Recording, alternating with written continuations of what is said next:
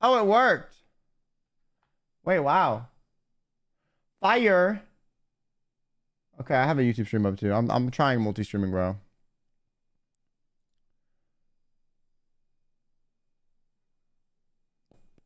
At least for when I do like React stuff.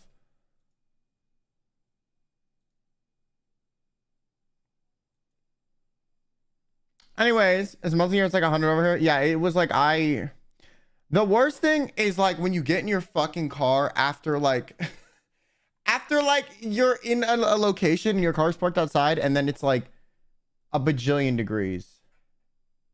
You know. Hi YouTube. I'm trying multi-streaming. But if y'all piss me off, I'm not going to do this again. So behave, motherfuckers.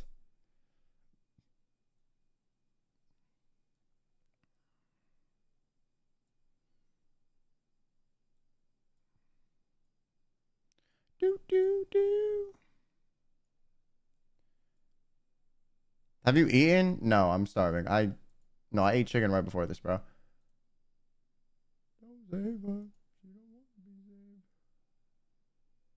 I ate chicken before this.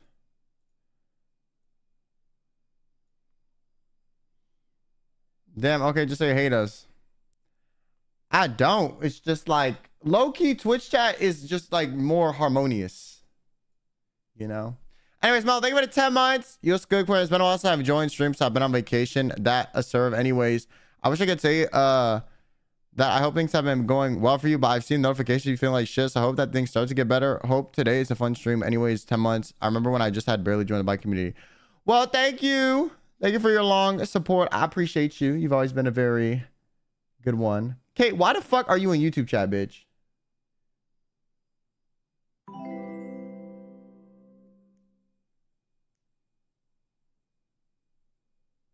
I just want to say hi. Nah. You can't switch teams, bro. It's too late. Your team has already been decided.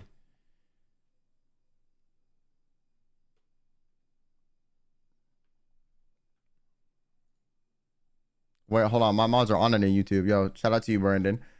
Mike, thank you for the 24. Hope you have a great stream. Thank you. Thank you. Thank you. Thank you. Thank you.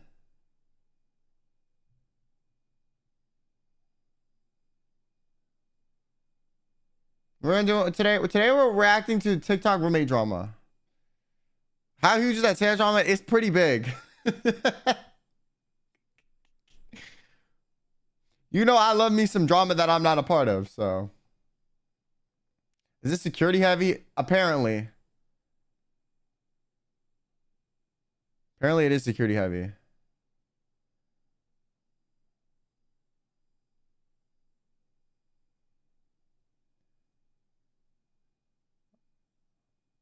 My sister said you were her type. Thanks. Type shit. You're my source of information. Listen, I only know about this because a friend sent it to me. But I was like, oh shit. This is kind of crazy. Is it the New York City roommate horror shit? Yes. You're right, I get my social media on because I have to stay off it for the most part. That's fair though. I feel like staying off it is good for your mental. That's why my mental is fucked.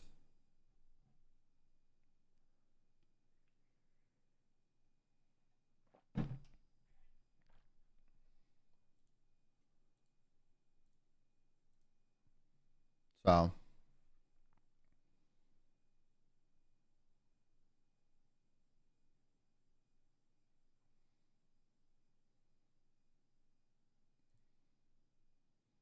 Bro, just fucking.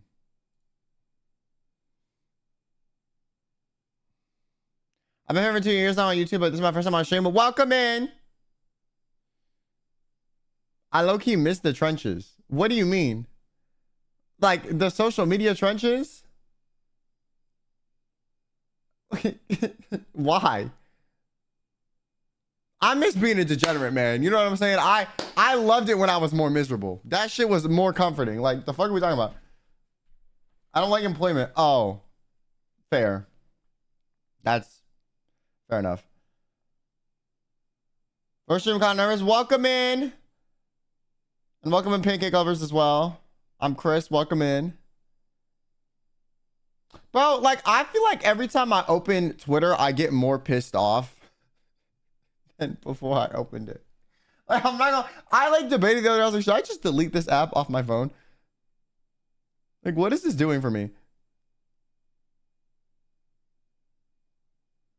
Just watch your Liver King Rest video. Yes, delete it. Fork found in kitchen. It means Twitter has succeeded. Low-key. Go to Blue Sky, bro. I heard Blue Sky was kind of crazy, actually. I heard there's some foo-foo shit going on Blue Sky. I don't know what it is, but like I've heard some shit. They got a lot of issues over there. It's just like different issues.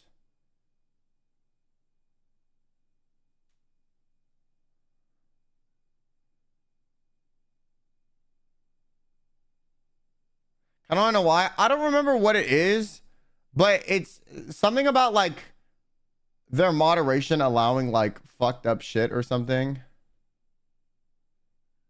And so a lot of people are like getting like groomed or weird shit. Something along those lines. I don't remember what it was. But I'm like, damn, but people are bitching about your moderation and not the moderation on Twitter. Like, that's a problem. I'm like going to tell you, post my photography, pop off, and then there. I'm going to be honest. If I wasn't like a YouTuber or a streamer, I would not use social media like at all.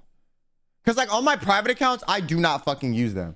Like every social media I have that's like a private account that like you guys don't have access to, I just use to like message people. Because like I am very strict about who I give my phone number to. That and to like see what my like friends are up to. But like no one I like follow on my private account is like trying to like look good on Instagram. Like they don't give a fuck. They're all like well-adjusted individuals that like will post a picture where they look kind of ugly just because it's like candid, you know?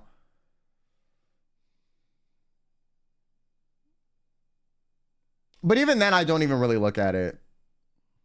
Also, most of the people I follow like don't really post much either. So. Hey, YouTube, what the heck is happening? I'm stalling. I don't post on Instagram, so low-key fair. Well, I just think social, like Instagram is like, I don't know.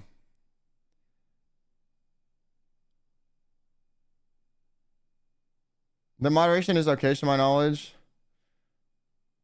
There was, I remember there was something. I don't remember what it was.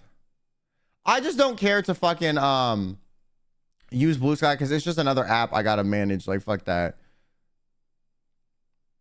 Instagram's asking me. I'm not gonna lie. Instagram Reels is peak, bro. I watch them shit a little too much. I'm not gonna lie. Like I know I'm not really a short form content. Instagram Reels is like my fix though.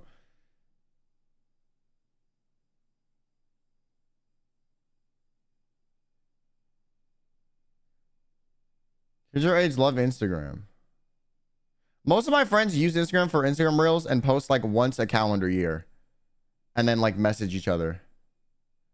Reels is the only funny short form content out there. I high-key agree. High-key agree. YouTube Shorts are the best. If you like YouTube Shorts better, you're bugging. I'm not gonna lie. YouTube Shorts is like 90% like people trying to funnel you to like a long form video. So I would rather just watch the long form video. Instagram Reels is like degenerate dark humor. Instagram Reels are YouTube Shorts like 95% slop. Yeah, I agree. And then TikTok, I don't even like look at, to be honest. I never got into using it.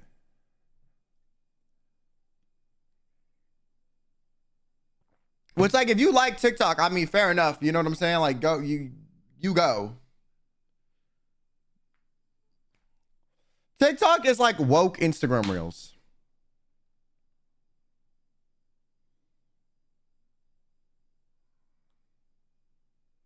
Pretty much. Do you feel bad that you missed out on the classic MySpace days? No. Like, I feel like TikTok is like the Twitter of short form content. People are like overly offensive and overly politically correct at the same time. And it's a very interesting juxtaposition. Because everyone's like politically correct when like they feel like it's right, but then the second they like disagree with someone, their political correctness and poise goes out the window and they just start acting like fucking degenerates. And I'm like, don't preach about being a good person if you're able to flip it off that good, okay? I never said I was a great person. I said I was okay. I'm very honest, okay? Some of y'all motherfuckers be like, I'm this, and then you behave a different way elsewhere. Like, that's crazy. Yeah, TikTok is like random think pieces about, it's like Twitter if it was a video format. Like, people will write like video think pieces about like random shit that like nobody asked about and like stir up problems.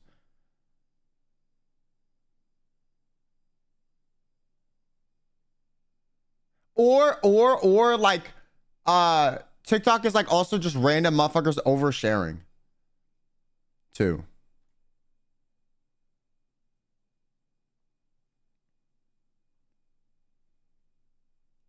I think that's also a big genre of TikTok, but I don't see that on any other short form content. Like, some motherfuckers be using TikTok like it's a diary, which is what's happening today, actually. I'm probably going with stuff like playing an instrument that makes everyone 100 times better. Yeah, I would rather just play League of Legends and hate myself in like a more organized, you know, productive format. But like dead ass though.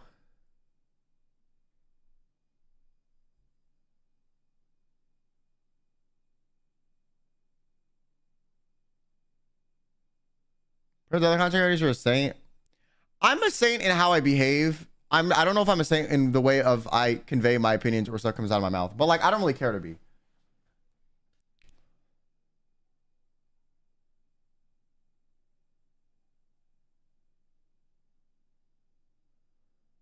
Because I think a lot of it's like very performative. Think it's about roommate wrong in your title. Wait, did I? How do I even see that? Yo, low-key, like YouTube live streaming sometimes is like overly complicated. Like, why do I gotta go to like 3 separate tabs? Did I spell it wrong?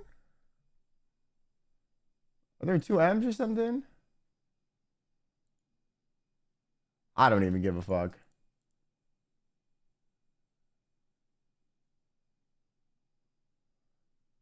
You know what? Why are there 2 M's? Like, for what? Why are we being annoying? All right. Also, why did I not get the red squiggly line? That's fucked up. Both Twitch and fucking YouTube are. I went to Twitch because you started too many ads. I had to get through 5 minutes. I mean, there's the ads on Twitch too. I need to touch grass and make friends. Other people around me aren't it. You just need to go to different places. Like, if you think everyone around you isn't it, you're probably like meeting people in like not great environments.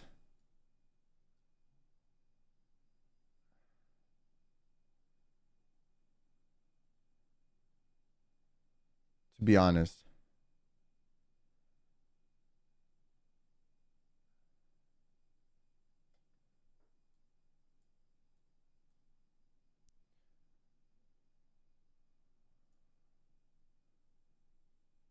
Okay, anyways, I'm gonna open up the stuffs.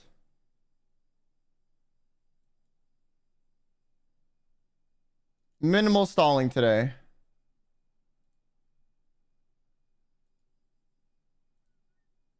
I'm actually about to use TikTok. I never use TikTok. If it's gonna make me sign in. I hate when it does that. Let me see. Oh no. You remember when the TikTok app you didn't even have to sign in? You're gonna have to forgive me.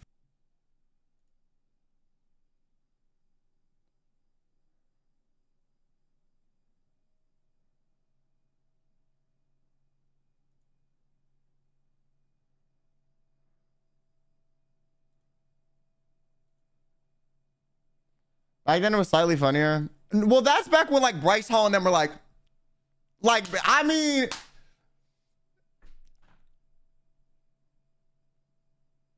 it was, I don't know about that. I feel like they replaced the cringy shit with like the like woke think pieces about like random shit that like no one asked for. And then the like funny shit got replaced with like funnier shit. You see the body cam of Gideon? I'm gonna watch that today too, actually. Yes. That is on the list. That is after the roommate drama. Okay, I'm gonna go pee and then we're gonna start the roommate drama.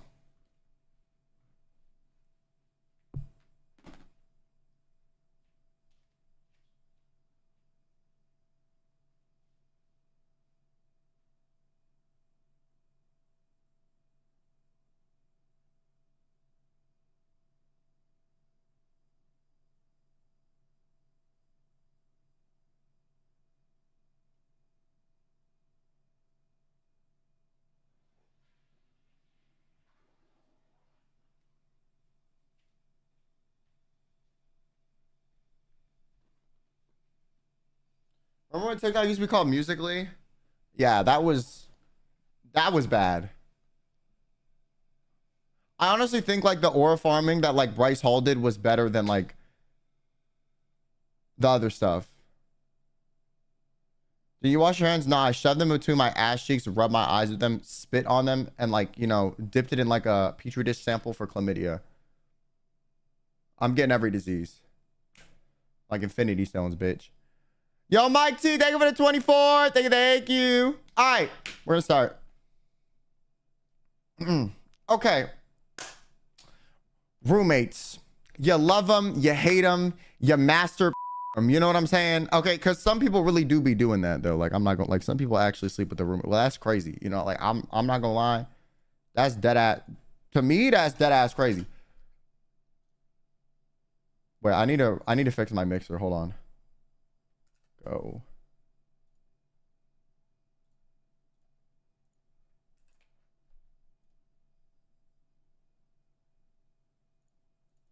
There we go. So I feel like everyone and their mother at some point will have like a roommate horror story. You know, you lived with a roommate. They were a little messy. They never did the dishes. They were constantly bringing people over. They like whatever, what have you, right? I feel like a lot of people have roommate horror stories. However, most of the time it's something that's a little mild. And, you know, after your lease is over, you can move on with your life, right? But now with this new generation of social media, there's a big thing that people love to do called oversharing, where they go on TikTok and just talk about everything, their family, their relationships, their, you know, appointments with their urologist, like, you know, the size of their nuts. Like they just be saying anything. So there has been a huge roommate drama that has exploded on TikTok recently between two ladies that live in New York. And one of them is subletting their apartment to another one. And the girl who is having their apartment be subleased, like the girl who's renting the subleased room, is ranting on TikTok. This girl made, I think, 15 or 17 TikToks about her roommate in her roommate's house, right? Or in her roommate's apartment. So imagine you in your apartment and you're beefing with your roommate, like, and they're like in the next room, right? Okay. She made like 17 videos fighting with this other girl, and the girl responded with one video, clearing the air. And I feel like a lot of times in drama, there's a lot of back and forth. You know, there's a lot of like, oh, like you did this wrong, but I did this wrong, but they did this wrong. In this, what makes this case so interesting, at least in my opinion, is there is a very clear winner of the drama, okay? Girl literally dropped one video, dropped the mic, and dipped, and she won the entire internet. So today we're gonna go through the entire saga of what happened and how it got to this point.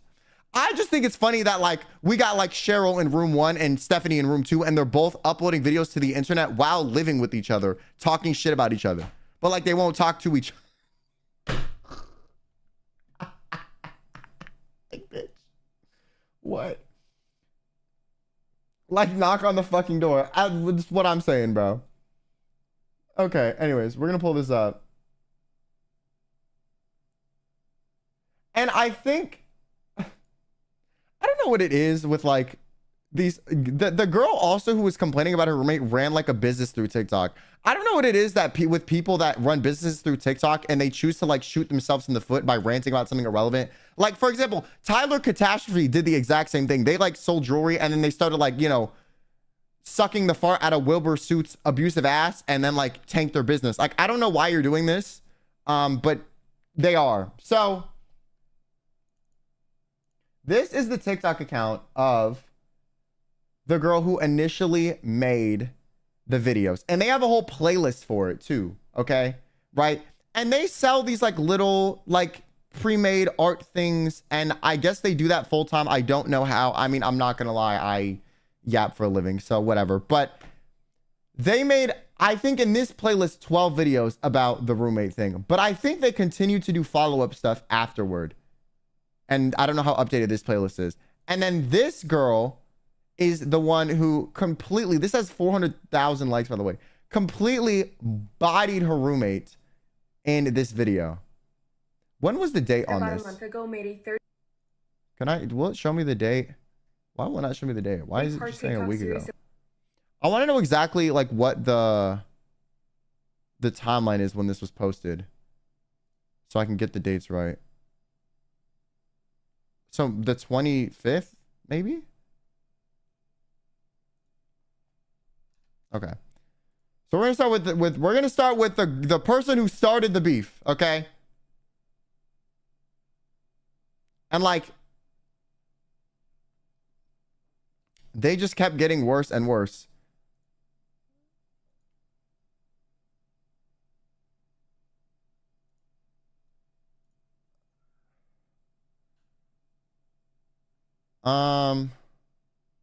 Okay, we're gonna go through the timeline. We're gonna go through these. Where's the audio? Oh, it's muted. Okay, I was like, what the hell?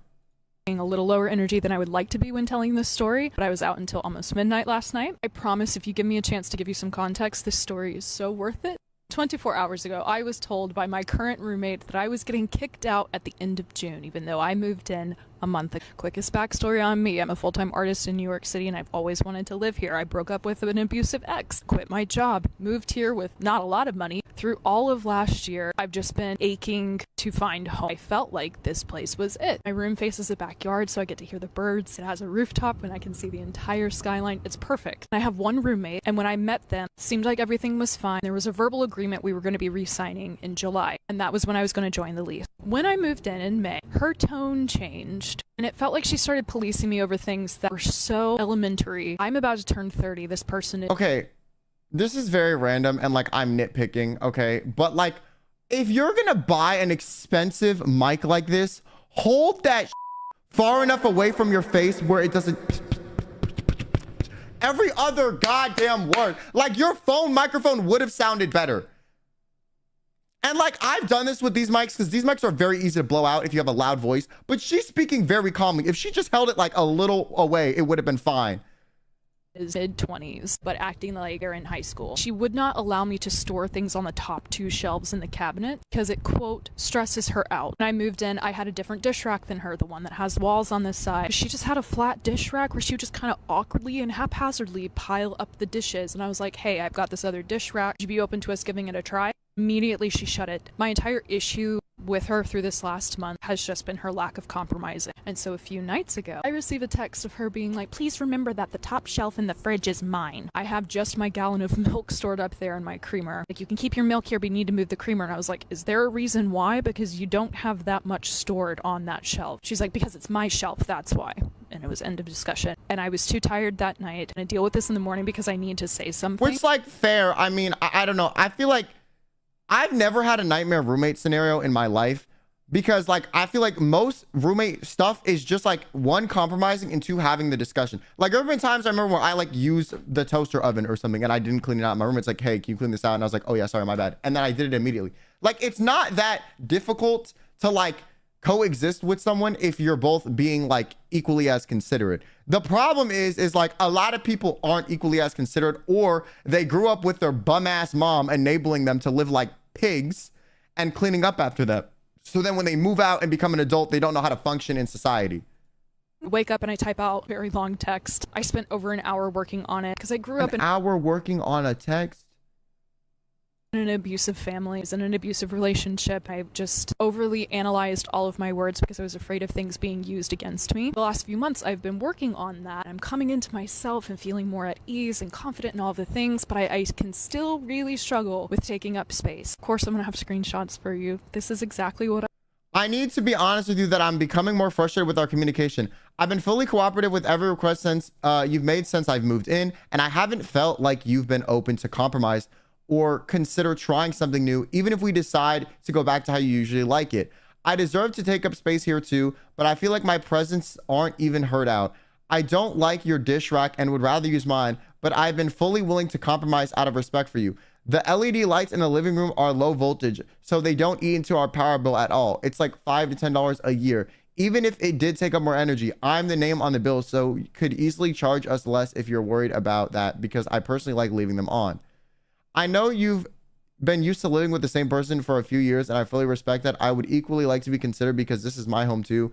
I want this to be a good and peaceful living situation for us both, and would love for us to be friends and hang out, but I understand if you'd rather us just coexist, and we can work with that as well. Okay, this is fine. I said. I have nothing to hide. She immediately came back with this announcement. Thanks for letting me know how you feel. To be honest, I think we're just not a good fit. If we're being transparent, I want to make you aware I'm still looking for a new roommate. I have 3 people who I'm interested in signing this lease with me. As for the LED lights, you never told me about them and or told me you wanted to keep them on, even if you're not in the living room. I personally think that's a waste of our light bill. Regardless if it's under your name, we still split it. And I don't want to spend an extra $5 to $10 on the bill. I think you've been taking up space. You are setting boundaries and I'm respecting them. Example, the fridge situation. You wanted to not mix our things. Let's make this last month as peaceful as possible. Saying that she was still looking for someone else to live with her. This is the first that I'm hearing of this. I thought everything was fine. Besides, girl, you thought everything was fine, and then the whole, how long has this video been this far? The whole however many minutes I've heard you yap, you've just been bitching about your roommate. And now you're like, I thought everything was fine. The only thing that's not fine is your cognitive abilities in understanding the situation. I will say, if this person didn't let them know that they were in a temporary lease, or being like, oh, well, technically, you know, I'm subleasing this area for a month. Because only when you sublease an apartment, it means their name isn't on the lease. You're allowing them to live there and pay you directly without going through the landlord. Subleasing is also not legal or allowed in most places, but like the building owner isn't going to know most of the time. And you're not actually on the lease. So technically you have no rights to live there and you can get kicked out, whatever. So it's a little bit risky to sublease the place, right? However, normally it's not a permanent thing. It's a temporary thing for the remainder of a lease. If you need to fill a spot because one of your roommates moved out early, or you're not going to live there for the last 3 months of the lease, but you don't want to pay the, you know, monthly bill to live there if you're not going to live there. So you rent it out to someone else, right? But subleasing is not normally a permanent thing. I guess if they had a discussion about putting her on the lease initially, I would understand this confusion. But if they didn't, then her sort of hostile responses to me whenever I would bring something up as like a compromise, because that's what you fucking do with roommates. We don't even interact. She has her own front door in her bedroom. She doesn't even come through the living room. I stay in my room most of the time. We're kind of on different schedules. I'm giving all of this context because the further that you get down in these messages, the weirder that the shit gets. I got some tea from the girl who lived before me, and it gave so much context into some intuition that I had about my roommate, as well as what my role was in this scenario. Okay, here we go. You're gonna have to... Okay, here we go. Immediate reaction was just despair and desperation, and you can see it in my response to her. It's like, are we for real? I didn't realize you didn't think we were a good fit. Can you tell me why? Okay, no. I'm like, listen. I understand if you're trying to play and gamify this and be like, what? Tell me why. But like, you literally spent the first like entire part talking about how you felt like you weren't a good fit, and now you're confused as to why the other person feels the same way. Like that doesn't make sense to me, you know? Like that doesn't really make sense. I don't understand how you feel like there's bad blood and then the other person agrees and you're suddenly surprised. I would really love to stay here and I've been much happier living here. If I've done something that's offended you, I'm more willing to make it right for us both so it's good for both of us. You've been happier living here. The text you sent says otherwise. Please clarify. Word. Do something that offended you because I really want to stay. I'm very happy here. Mental health is so much better, and it was funny seeing her come. I feel like she is being a little desperate about the situation, respectfully, because she can't afford a normal lease in New York City and she wants to live here. Okay, that's my theory. Because how do you have this much energy on the internet for how much you hate your roommate, and then when you text them, you're like being overly kind or accommodating? It just seems a little bit like you're desperate for the circumstances to work out, which is fine, but Back with, really, you're happy here? Your text says otherwise. And it was like, what do you mean? My text is specifically about your communication style, how you're unwilling to compromise. I like having these LED lights on that cost $5 to $10 a year. She was like, I don't want to spend the money on it. I was like, then don't. I will pay extra. Con Ed is in my name. And she's like, I still don't want to. And it's like, okay. yeah, that is kind of petty.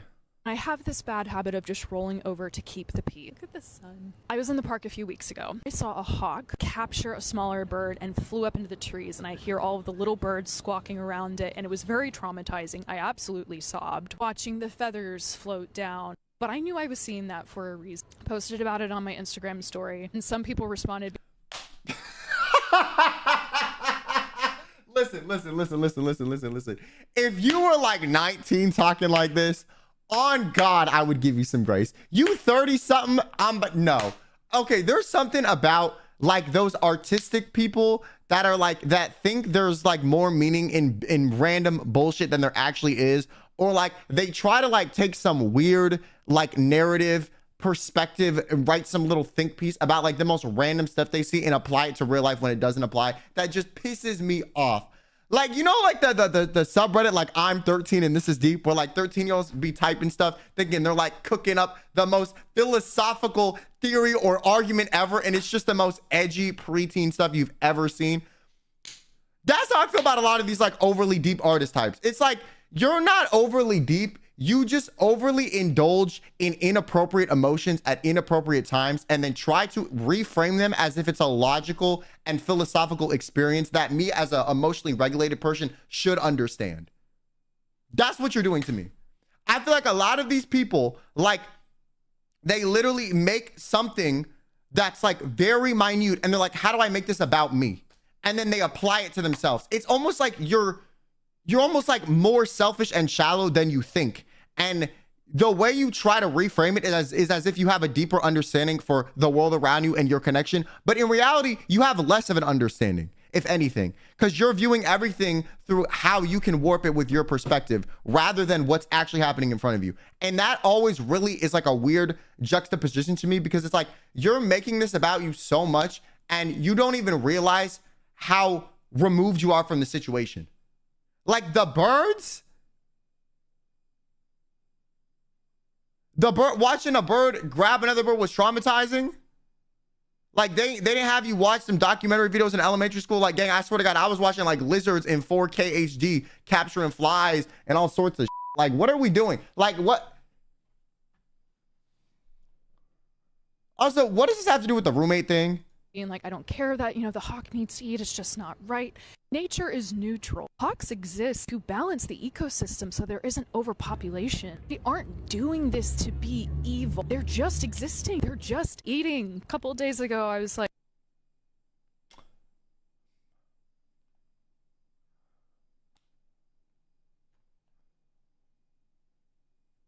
Okay.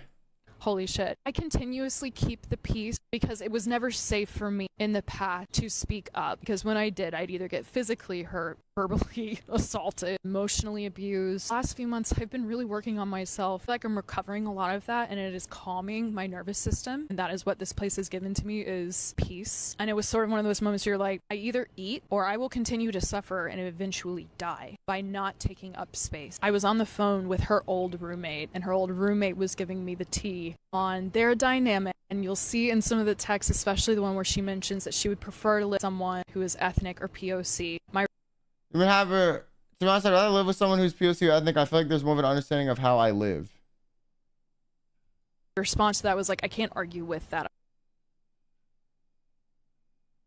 I mean, I'm not gonna lie, listen, you might be bugging, but the roommate pulling that out is like low key, like they just making up an excuse that you can't combat. I feel like that's low key a tactic rather than how they actually feel. I just think personally she don't like you, so she's like, you white, I'm gonna use that because you can't fight back. Because I know your little woke artist ass won't have smoke for that because you gonna look bad.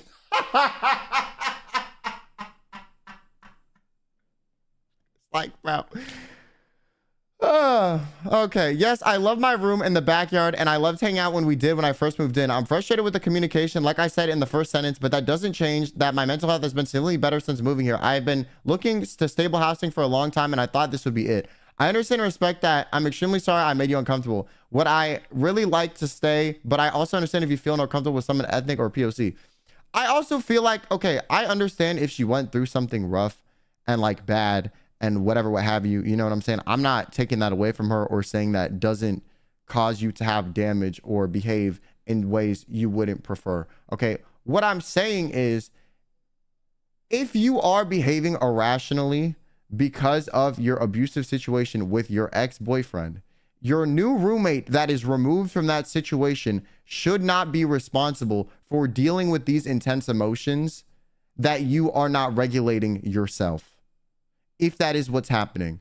It sounds messed up, but it is honestly the truth. You can't make every rough thing you've been through an excuse to behave irrationally and expect others around you to bend over backwards. Now, I'm not saying she's doing that. I'm just saying I'm bringing this up as a preface because I think she's going to. Because she's brought up her bad living situation, like, and how abusive it was previously, like 4 or 5 times. And like, I'm not trying to be rude when I say this, but like that is actually irrelevant to the current conversation unless you bring it up or you behaved irrationally and you're trying to explain it in the future. Otherwise, it doesn't really make much sense to bring up. I mean, she might just be frantically yapping and like spilling her heart out and not really organizing her thoughts very well. But if you're trying to make a concise call out to your roommate and you want it to be less convoluted, including this doesn't achieve that goal. And thank you for the tier 1. I don't want to make someone uncomfortable. And everyone who was hearing about this was like, but that's racist for her to say. And I was like, I don't know. Like, I know that people have preferences and like, I don't want to overstep. And the longer that I thought about it, it was like, but we don't even interact. What way is like having... No, it's an excuse. It's definitely an excuse, but you're probably being difficult elsewhere and she just doesn't want to fight you on it because you're going to fight about it. Whenever people don't want to argue with you anymore, they just come up with a reason to dismiss you that you can't refute because it's easier. Okay.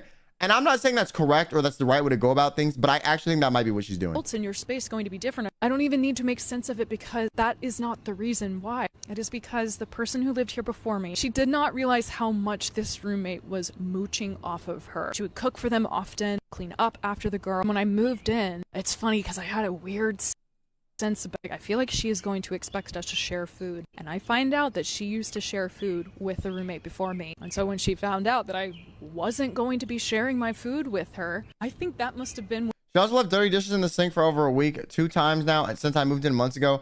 I wash my dishes 90% of the time immediately. If I let them soak, it's not longer than a day. When it shifted, I wasn't doing her dishes for her. I've been in 5 different sublets. I just like to keep my shit to myself. I can coexist with someone. I'd love to be friends with my roommate. And so I shifted my energy and I was sitting right here. So I was like, when were you going to tell me this? Because until I texted you, this is the first time hearing about it. Funny, like, when were you going to tell me this? You've talked to 3 other people about living here. I should have been the first person you spoke to. At the end of the day, if you want me gone, I'll move out. But this is so incredibly inconsiderate to me. And now I'm realizing you may not have told me you were even looking until it was too late for me to find a new home. And I would have been completely fucked. I just moved in about a month ago and have been nothing but kind and compromising with you, and I don't appreciate the lack of communication. If the roommate did hide this from her and not tell her, I do think that is a little bit up. Like, yeah, you can kick her out whenever you want, but like, I feel like as a human being, you should definitely give someone like a heads up. I don't know if she did or didn't. Like I said, this is not the full conversation. I can't see what was said before this. I can't see what was said after this. I don't know the timestamps. She could very much be cherry picking information, and I know everyone is on the other roommate side, so I'm assuming she is, but I don't know. tell me this, because until I texted you, this is the first I'm hearing about it. Funniest thing was her just being like, well, it's not set in stone, you know, I'm just looking. I was like, oh, but it has to be. It has to be set in stone. I could have been a week out from thinking that we were re-signing and, oh, surprise, actually not going to be living here anymore. I was Yeah, that is crazy. It's like, I've been through this multiple times. I started looking for a new place in March. I also heard from my friend, it's like, it doesn't make sense that she's looking for 3 people. She's like, she isn't the one who looked for a subletter when I eventually found you. She's like, I found this apartment, and she's kind of, I wound up being the one to leave and her staying. She was like, there was no mention of her preferring to live with someone ethnic or POC. My friend had interviewed multiple people, so it was like she just stuck with me or being forced into having me as a roommate at all. Who is your friend? I'm confused. She met you and said she thought you were cool. I get this text. What if you stay in? Because I started looking for a new place or not. Finding out another apartment is not easy in New York. It takes a lot of time. I can't be left hanging and wondering if I'm staying or not. That's fair. I understand your concern. What if you get to stay here and I leave? Find you a new roommate. What are your thoughts? I'm more than happy to stay. I would find my own roommate, but I need to know what your plan is. I need to start looking if I'm the one leaving. I think you should stay truly after all you've been through. Start looking for a new roomie, but let me know if you need help. Also, I'm sorry for making you feel in a way that was not my intention. Okay, I mean, I guess she's willing to help. Instead, and I leave.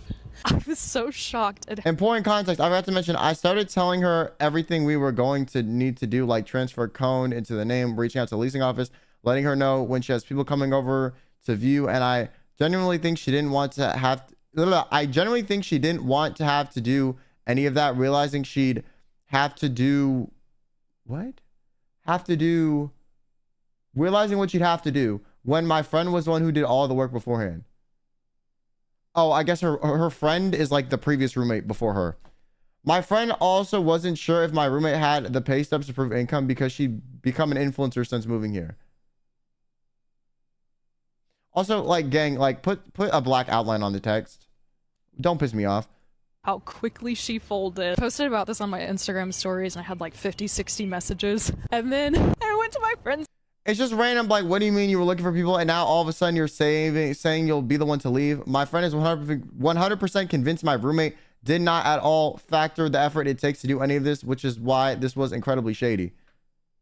Saw us yesterday to work. She wound up having one of her friends come over who is also a fan of Stray Kids like I am, and then another friend showed up, and of course they're hearing all of the tea. They have all 17 fucking screenshots, and then like her sister calls in and she's like, oh my god, do you remember my old roommate? Let me tell you about this. And then one of her friends called in.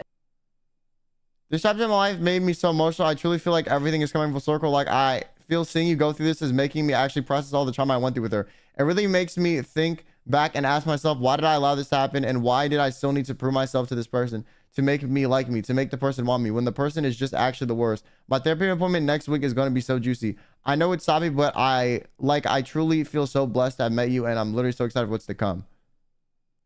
This is my friend's text after all this. I love my friend so much, and she knows how much she let herself get pushed over in this dynamic. She said they'd have heart-to-hearts only for my current roommate to turn on my friend, and all of my roommate's preferences had not been present when my friend lived there. Like what she said about the same dish rack for 2 years worked fine. My friend was like, bro, we changed racks multiple times, or that they never not store things on the top 2 shelves of the cabinets. And who had like his random friend with, and it literally turned into the town fucking crier. It's like, not the whole village. Just felt so supported and seen by the universe. I am so powerful and magnetic, and I have been told by too many people that I'm not, and that I don't deserve to take up space. I don't deserve to eat. I deserve to eat. And I ate. That is literally what my friend said in the text after I told her about the hawk. She was like, you're the hawk and you just got fed. I was like, fuck yeah, we did. And so now we get to embark on a new journey. We'll either be finding a roommate or try to figure out a way to keep the place to myself. We shall see what happens. We shall see what comes for me. But until then, I continue to live my life so fully and express myself as loud. Okay, this is really, I'm not gonna lie, this is me. I'm gonna say this because it is truly what I'm doing, okay? This is me projecting my own preconceived opinions about this lady based on the way she speaks, comparing the data points to other people who speak like this. People who speak like this, 90% of the time, you the problem. I'm sorry. So a few days ago, I made I'm sorry. Like, something about it, I don't know what it is. It's like you have this weird sense of grandeur and like way of trying to reframe things to make yourself seem like a good person when you behave improperly. And then when someone else behaves improperly, they're the devil. Like, you just made a mistake. You know, the Mercury was in retrograde. It's not me, it's the stars. But I make a mistake and I popped right out of Satan's. You know what I'm saying? Like, some about these people that do this weird, like, woke therapy speak when explaining their actions, it gives me like pseudo-intellectual. It's like pseudo-intellectual, like, porn for these people. Like, they think that they are like on like a different consciousness of communicating because they went to like 3 therapy appointments and, you know, heard a couple buzzwords on the internet. And it's like the most frustrating thing to me because it's like most of these people realistically, like, don't understand what the hell they're yapping about 90% of the time. And as someone who's been in therapy most of my life, because I've been in a lot of really abusive scenarios, I don't speak to people like this. Because it's like pseudo-intellectual condescending talk. It's like you're being condescending by trying to make yourself seem like a more understanding, empathetic person and positioning yourself above someone else because you're a understanding, empathetic person. But like, because you think you're understanding and empathetic does not make you better than someone that you deem as less of that. Someone could be a literal sociopath and behave better than you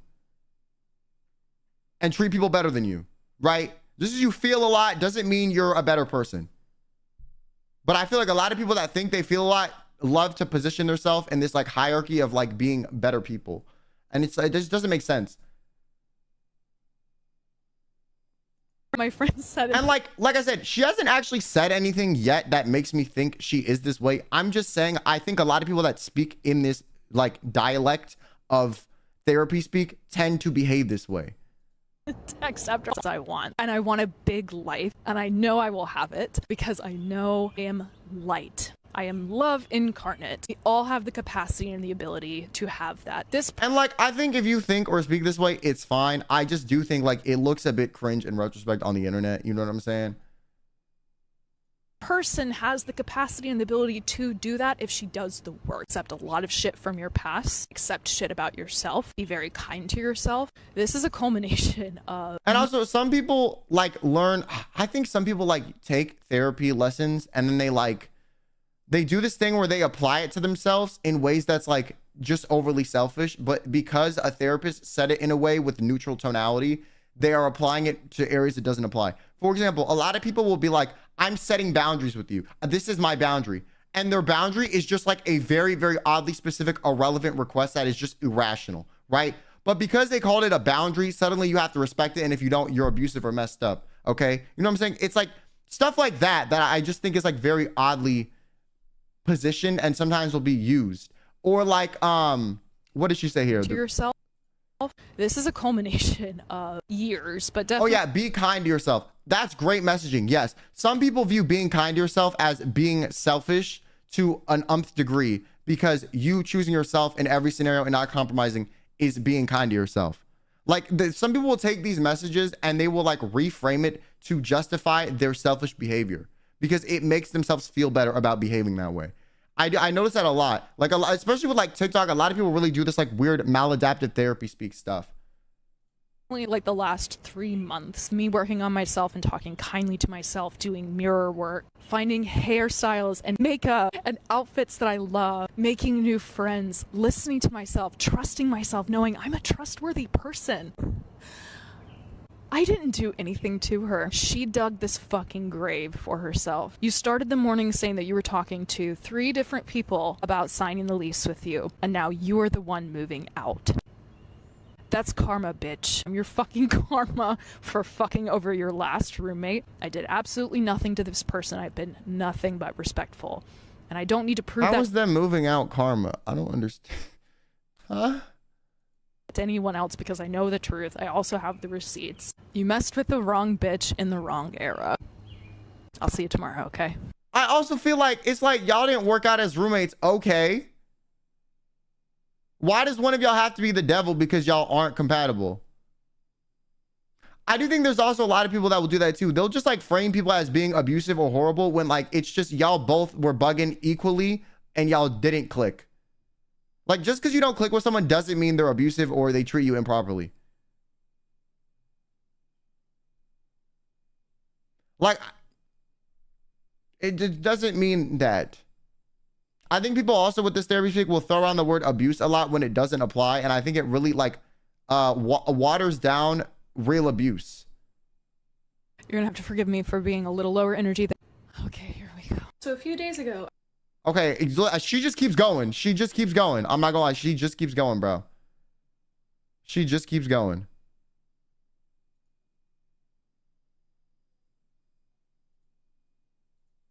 I made a couple of videos talking about my roommate. If you don't know about this drama, just go watch the other videos, I promise. It's gonna give you the context that you need. I unfortunately have an update for you. I should have known that she would try. Also, if I'm ever 30 on the internet, like just randomly ranting about my roommate drama for like no damn reason. I mean, I would on stream though, low key, but like, this is like too much. You know what I'm saying? Like, I would maybe offhand mention it, like wow, yapping, but I wouldn't make a dedicated series. Something like this. I moved into a new apartment a month ago. I was on a 2-month sublease. It was verbally agreed upon we were re-signing together in July. It's okay if someone changes their mind. The issue is the reasons why were lies. Over this last week, I've been waiting for her to send photos of her room so I can make a post and look for my own roommate. She said that she would. Texted her yesterday asking when she was going to send the photos. Yesterday was Wednesday. She said, I'll send them on Monday. I'm like, bitch, it's like 3 photos. Why is it going to take you the entire weekend? And didn't give me a good answer, and I was like, that's sus. Maybe she is still looking for a roommate to fill my room here. She wanted to talk in person. I said no. I'm not comfortable with it. What? Okay, no, you lost me. You oh my God. So you refuse to talk in person. The most clear, easy way to communicate something, and you say no. Y'all literally live in the same apartment and you refuse to speak to each other.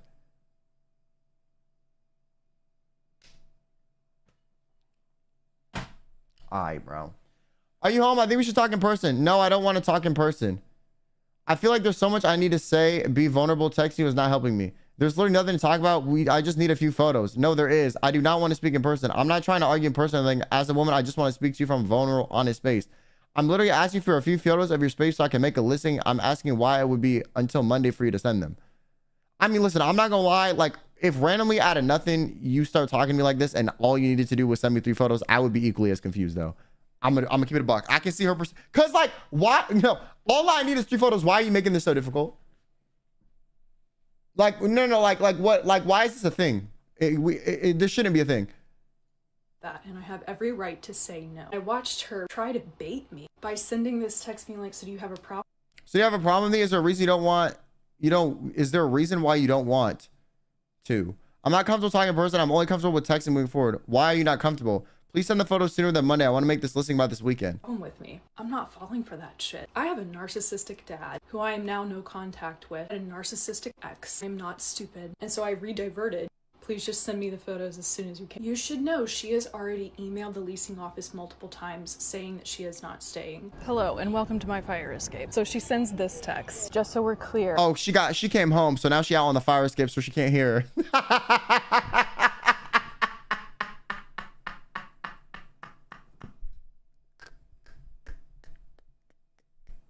her. My plans aren't finalized yet, and if I stay, we're not renewing. I stay yet, and if I Wait, what did she say? Finalized Just yet. so we're clear, my moving out is not finalized. I emailed the landlord because I'm figuring out my options and waiting for clarification before making a final decision.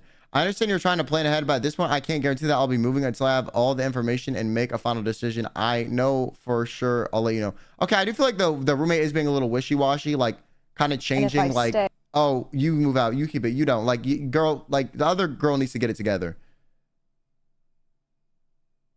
Like, if you're not sure, like, say something. Hey, we're not renewing. Like, no shit. Last night was a bad night for me anyway. And I was like, I'm not even responding. Some people on my Instagram story responded and said that I was too stern in my text. And I was like, how? Because I am just talking logistics. She's wanting to have some fuck-ass heart-to-heart. Be vulnerable as a woman. I'm just asking for photos so I can make a listing. I think she's doing... I mean, she told you why she doesn't want to make the listing because the leasing office hasn't done anything. The top comment being, mind you, they're 3 feet apart from each other. Yo, like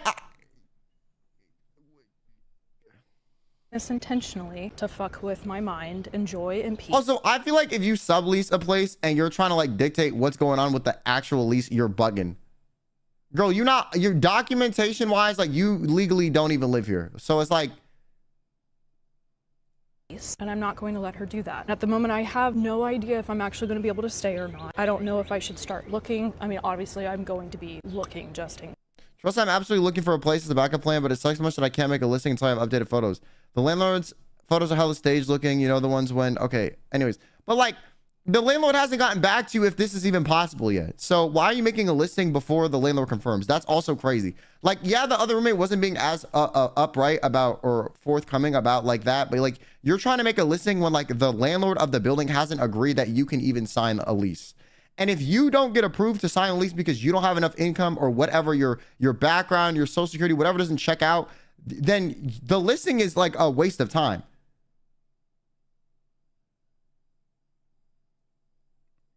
Case. My friend thinks she doesn't even have the money to qualify to live here. You know, it would be really fantastic. I somehow come into just a shit ton of money where I could just take over the entire lease myself. So that is where the story ends off for the time being. I have to wait until Monday to see if she'll send me these photos. I genuinely do not think that she will.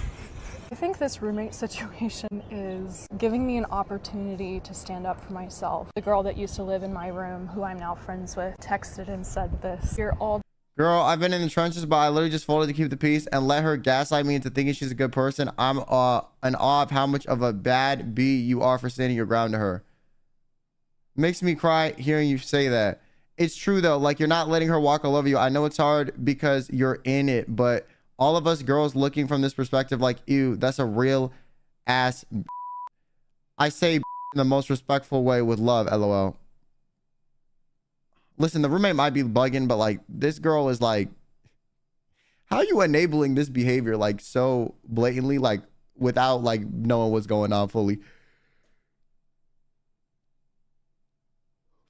I don't know. There's something about having friends like this that scare me. I'm so glad none of my friends are like this. If I'm ever bugging, my friends will be the first ones to sit me down and be like, bro, what the actual is wrong with you? And like, I feel like the only way you end up with friends like this is if you come off as someone who needs validation. If you don't, people do not, a lot of people won't just like pass it out for free like this. They'll set you straight. And also it depends on the energy you give to people. If you give people validation for random BS, they're going to do that too. I'm very much the like, I'm going to tell you the truth, even if it hurts your feelings a little bit, because like, I think you're better off for it. Just in awe of like the bad bitch that you are, not letting her bully you. And I don't need to stoop to her level. If I need to leave, I will leave. I just need to. I don't really understand how she's bullying you, if I'm being honest. If anything, she's been a little finicky about the lease and like, that's it. No, I deserve the clarity to know. You may not get bit in the butt by me, but at some point in the future, that is going to come back and bite you in the fucking ass. That is not how the real world works. This is not how you communicate with people. And I think you're literally on a balcony talking to the internet about your roommate that's 3 feet away from you, telling me this is not how you communicate with people.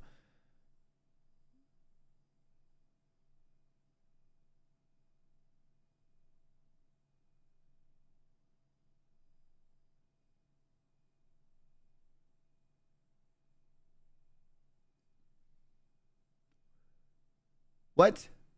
my greatest revenge, both with someone like her and even my dad. I continue to live my life full of joy, still going on my daily walk. And like, I feel like she also exists in this like victim mentality where she gets like a being a victim of this abuse has become so much a part of her identity that it's like bleeding through every other thing she does, which I think is kind of a scary thing. A lot of people will do that where like they'll essentially have something rough happen to them and it will become so much a part of their identity that like it reframes the way they look at things in like a maladaptive way and ends up like hurting you in the long run. Like you view yourself as a victim, so you always feel like you need to stand up or you need to do this or you need that. And all it does is like reinforce this behavior that doesn't functionally apply in the real world in a lot of cases. Still taking care of myself. Like I have to trust that I'm going to be okay. I've been through so much shit in my life. Because like every video I've seen of her, she's talking about something rough she's been through in the past. And I just feel like that really comes to show like this is such a big part of her identity and that is a part of her problem. Because like you unprompted bringing this up. This will not break me. I will keep y'all posted. And it's like she's using it to justify her behavior. I'm standing up for myself. I feel good. It's like, bro, what? I mean, that's fine if you want to do that, but it's like. So a few days ago. Why is this just not going to load? I have a favor to ask of you if you'll give me a second to explain. My name is EK. You're gonna have to forgive. So a few days ago, I have a favor to ask of you if you'll give me a second to explain. My name is EK and I am a full-time artist in New York City. It has always been my dream to live here, and in December of 2024, I finally made it happen. I broke up with an abusive partner, quit my job, moved here with not a lot of money, and have sacrificed a lot of stability for this. None of which, like, respectfully, why? Like, I feel like a lot of people, like, they, like, will put themselves in stupid financial holes and then be on some, like, I'm struggling. You chose to move to one of the most expensive cities in the U.S., not making that much money for literally no reason aside from the fact that you wanted to live there.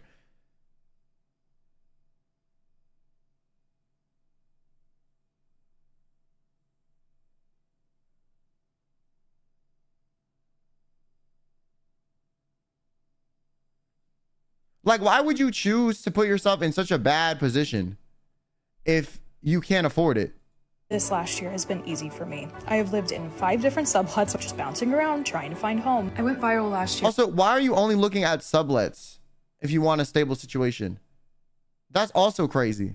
For these little cat worry stones that I call Kit Cots. That has been my full-time income since moving here, and I am so grateful and blessed to be able to still do this. But I want to reach new people. So if you're discovering me for the first time, I would love to invite you to interact with this post or follow along, especially if you resonate with my story or my art. I'm now facing some very unexpected and stressful obstacles. I now do not know if I'm going to have to move again at the end of this month after moving into this place just 1 month ago. I mean, you signed a 2-month sublease, bro. And you're like, after 2 months, I expected to stay here. Gang. What? If I'm ever subleasing anything, I'm assuming the second that lease is up, I'm getting kicked out.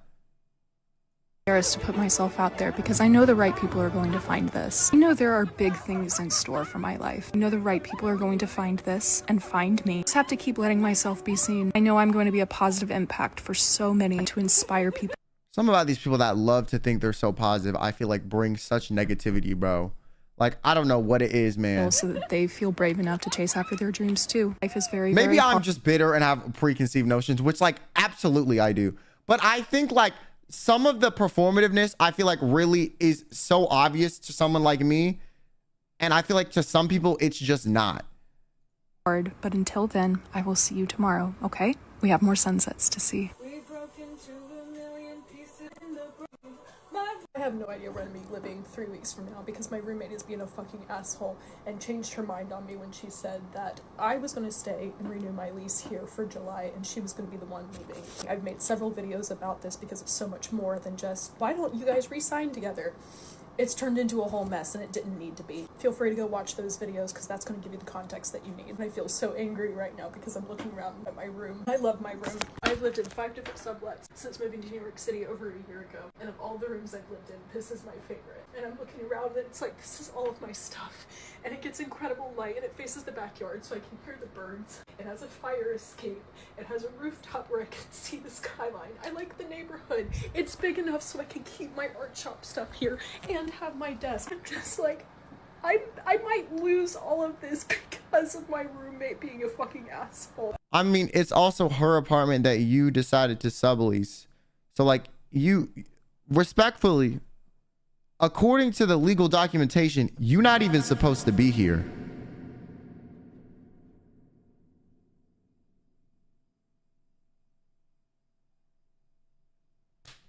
You're not even supposed to be here. You're not even supposed to be here. And like, I feel like the roommate doing a bait and switch is crazy. But like, once again, whenever anyone is at the end of their lease and they're debating where to move, it's kind of like up in the air for a while.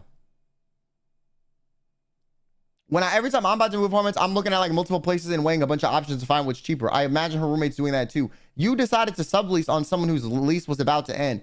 You made a choice to live somewhere that was probably going to be temporary and then you expected it to be permanent. That's crazy.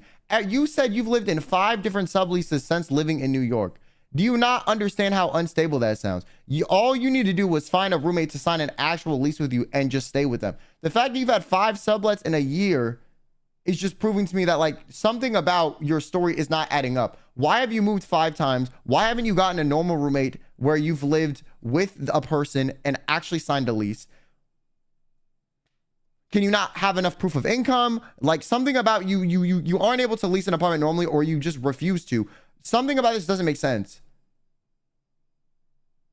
Like you're choosing the most unstable way to rent and then you're complaining that it's unstable. It's just like, I don't understand the logic. Like you easily could have ended up somewhere with a lease. I'm at my breaking point because I asked and like, you're 30. You should know how this works. I've only like lived in like 3 apartments in my entire life. I know how this works. At the end of May, who was staying and who was leaving. She didn't want to re-sign with me. She said that I was going to be. Are these ones we already read? Oh yeah, we already have. Staying, and she emailed management and let them know on May 28th that she was leaving. Yesterday, June 8th, she texts me and is like, FYI, I'm gonna be staying and we're not re-signing together. So even though I asked you over a week and a half ago what your plan was and you committed to it, you committed to leaving, you're now changing your mind and fucking me over. That is kind of messed up. I need to go look for a new place while also still figuring out if also like, why would you sublease and expect like if you sublease an apartment, you have 0 agency over what happens with that lease. None. It's not your decision. So I wouldn't sublease something with the expectations that I would have agency over that, because I think you're setting yourself up for failure. Now, if the other person behaves after saying one thing and doing something else, that is shady, yes. But I also think like it should be something where like, one, you were difficult about communicating with her anyways. So maybe whatever goodwill she had for you is evaporating and she's no longer trying to consider your feelings, because she was initially, but you didn't want to speak to her. And 2, you're choosing to sublease. Like once again, why are you doing that if you want something stable? And I wouldn't ever expect, if I'm on the rocks with my roommate, to take their word at face value when I have 0 control over any of the legal contracts that are happening. That seems a little bit crazy to me. Like we're already not speaking and you expect the person to like keep their word. Like that doesn't make sense either. Like it's like y'all have no basis for this form of trust. I can even stay because I signed a sublease with the landlord, not her. So I don't even think she can do this. I've also lived here for longer than 30 days, so I have tenant rights. I've called 311. I'm trying to get in contact with the I mean, I guess if you signed it with the landlord, I didn't even know that was possible. Landlord again, and I can't get a hold of them. I haven't heard from them since yesterday morning. I can't get any clear answers, and I just keep getting emotional looking around my room. I'm just like, I felt so much peace since moving into this apartment besides the roommate. I have not had peace in a very long time, and I've said it in other videos. If I am meant to leave, if there's something better for me out there, I am more than open to it. But I have absolutely no clarity right now. On top of all of this, I'm trying to work on another drop for my art shop because I had a whole plan under the assumption that I was going to be living here and just looking for a roommate. Instead, we're almost to the middle of the month. She never sent me photos of her room. She kept procrastinating on that. When I pushed back on her, that was when she changed her mind. And I think that was when I realized, like, oh, were you just not ever looking in the first place? Or you looked for a week and gave up because it was too hard. And so you're just going to fuck me over, or worse, fuck us both over if you aren't able to get approved, get another roommate in so that you can renew and we both lose the apartment.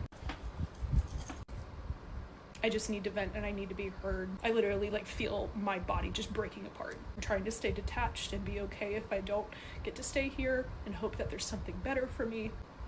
I don't know.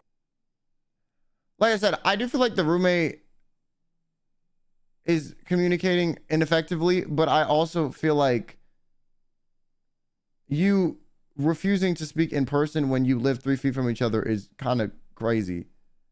Over this last week, I've been dealing with not knowing where I'm going to be living in a few weeks because I was informed by my roommate that she did not want to re-sign with me, but then said that she was going to be the one moving and I would stay and re-sign in July. She then came back this past Monday, so 2 days ago, and said that she was going to stay and that obviously we weren't re-signing, and so I now have to be the one to look for a new place. And it has been a whole thing trying to get in contact with the landlord just to get answers. I signed the sublease with them, not her. I've also lived here for over 30 days. My name is on the Con Ed bill, and over the last 24 hours I've been probably like the most stressed that I've been since before even moving to New York, when I was going through my breakup. And I feel like that was probably still the worst because that was my actual partner and ex. I care enough about my peace and my mental and physical health to not just keep myself in limbo. Because I can't get a hold of the landlords, I've emailed them twice since Monday seeking clarity. I'm like, you guys already told me I was good to renew so long as I find a new roommate. But because she has now said she's going to be staying and has told me that she has emailed you, I don't know what the process is right now. If you were going to give priority to her, that's fine. I just need to know. I am so wildly... I mean, that's a fair email to send. Fairly exhausted. I've moved multiple times, and outside of this situation with the roommate, everything else about the place has been absolutely wonderful. My room is massive, all things considered for New York. It has its own bathroom. It has a fire escape. It faces the backyard, and I get to hear the birds. My kitty is happy. I love the neighborhood, and I hate the idea of losing this place. For her to just turn around almost 2 weeks later, just being like, actually, never mind. I'm gonna be the one staying. Now you have to go. I asked you about that 2 weeks ago. I said if you wanted me gone, I would leave, but I needed you to commit then, because I can't wait around 2-3 weeks, get to the end of June to find out, oh, actually, I couldn't find anyone to re-sign with me, so surprise, you can actually stay. I'm not doing that. If you've never lived in New York City, finding housing here is its own beast. When I started looking for this current place, it was in March. I want to believe that something better is out there for me. I'm doing this completely alone. I don't have a partner. I'm not close with my family, so I am doing the absolute best that I can with all the resources that I have. Being stuck in limbo about where you are going to live in a few weeks is not great for anyone. I also want to be able to pivot and focus on things that I actually care about, like my art shop, and just growing and healing as a person, living in the city that I've always wanted to live in. I've had to just sit with myself and be like, this is a horrific situation. This is unfair to you. I don't have all of the answers right now. There is a chance I may not get the answers that I need, and that I'm going to have to just make the most informed decision that I can with the information that is in front of me. I'm not gonna lie. Listen. Hot take, okay? No, lukewarm, room temperature water take. I feel like I'm gonna say a lot of people are gonna agree with. If I was this girl, okay, and I was so unsure of where I was going to live, I would just say, my current roommate, I'm gonna move somewhere else. Why go through all of this headache?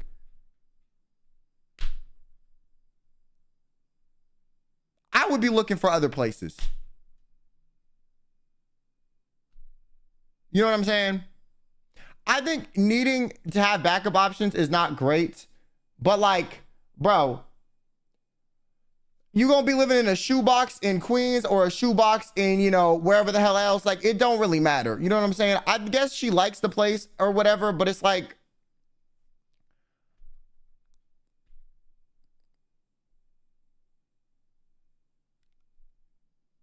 it's just, I don't know. I wouldn't put up with this.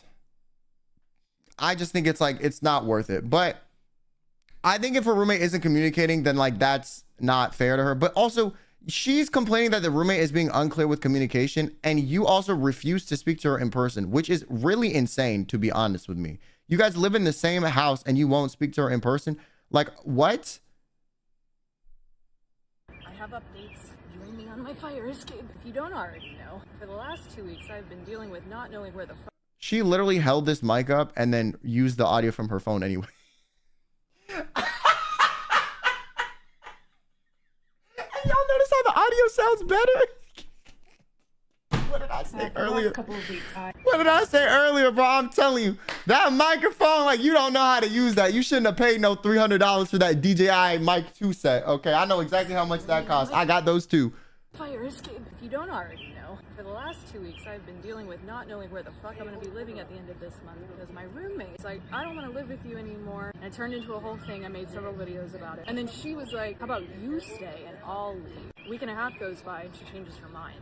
Again, says that she's staying, and oh, FYI, we're not re-signing together. And so for the last like 3-ish weeks, there's just been this tumultuous up and down of me not knowing where the fuck I'm gonna be living, if I need to start packing, should I be looking for a roommate here, should I be looking for a new place. I haven't been able to get in contact with the landlord all of this week. Yeah, this is how I feel. It's weird to me you signed a 2-month lease and just expected to stay permanently. Like, that is kind of crazy. I heard from them was on Monday. Their phone number wasn't working until I tried calling a number and I got a hold of the fucking landlord. And they have no idea what's going on either. They were literally like, yeah, you know, so like you said that you were staying and renewing and you're gonna bring in like a new roommate. We never got forms from you. And I was like, no. I emailed y'all this week. They were like, yeah, you know, like we've been trying to get in contact with her. She emailed us on Monday saying that she was staying, but we tried calling and she hasn't picked up. And I'm just like, today is Friday, June 12th. And if you've been keeping up with this fucking story, it gets to a point. It gets to a point that I'm now just like, do I even have to leave? All of this stress seems like it's for nothing. I swear to God, I'm like, watch. I mean, if you signed like a normal lease and not a 2-month sublease, then like this wouldn't have been a problem. Like, watch us get to fucking July. And that's like working for like, what's that one Halloween store, Spirit, you know, and expecting to still have a job after October 31st. Like, what? Like, no. Like, let's be serious for a second. That, like, who buying a Halloween costume afterward? Like, be serious.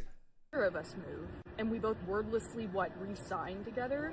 Dude, I'm just tired of, you know, getting flung around one way or another. A couple of days ago, I was convinced I was going to have to leave. Calling 311 and the tenant helpline, I'm doing a ton of research on what my rights are, only to finally get in contact with the landlord, and for them to not have any answers as well. It's like,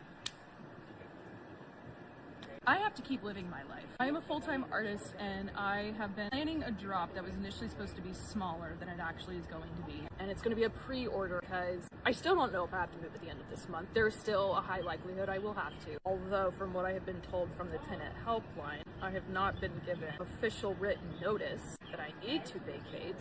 And so, you know, that leaves me with some interesting questions. And I don't know what's about to happen, dude. It's so frustrating. I told my friend, the girl who lived here before me, and she was like, bro, watch her just not even have like a roommate lined up. At this point, I feel like I'm joining you guys and being like, I wonder what the fuck is going to happen now. What's going to happen today? What's going to happen on Monday? I'm exhausted. I'm sure you can like see it in my face. I haven't slept great all of this week. I've had some really intense depressive days. I have to reclaim myself now. I cannot let this suck any more energy out of me than it already has. I know I'm not going to hear anything from them today because it's Friday, so I have the weekend. I kind of keep doing what I have been doing, just going to literally pour the rest of the energy into my art shop. It's so humid out here, so I'm going to go on and go back in, but I'll see you. Yo, YouTube chat is diabolical. Someone said this is the only time I've ever read a YouTube chat, and like it was a collab. 2 separate people typed this. Okay, one person said the birds are louder than her, and then another person responded, and they're making more sense than her. Yeah, you know what, YouTube chat, you all right. You know what I'm saying? Normally I feel like y'all less funny, but you all right. You all right. You know what? I'll give it to you. You all right. You all right. You know what? That collab was crazy. That collab with 2 of y'all was crazy. You know what I'm saying? Shout out to y'all. Tomorrow, okay? I have updates. Join me on my like I said, I feel like if I'm signing a sublease and expecting to stay, it's crazy. Just move, bro. For the last couple of weeks, I have been dealing with some stupid roommate drama that has led to me not knowing where I'm going to be living at the end of this month. There's so much back and forth right now. You know, I go through stages where I feel optimistic, and then other days I'll put this on 1.5, 2.5. Those days that I feel nothing. I feel so disassociated right now. And I know it's going to build character. It's teaching me a lot about myself and my adaptability and resilience. I'm struggling to not feel bitter at the moment because I moved into this place before shit hit the fan. I was seeing a lot of progress in how much I was healing, you know, like coming to realizations about my... Bro, do you gotta talk about like your trauma in every goddamn video?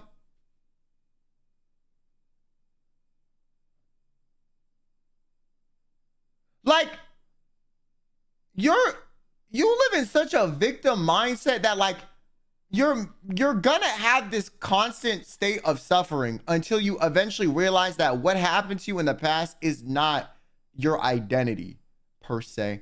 And like, I think some people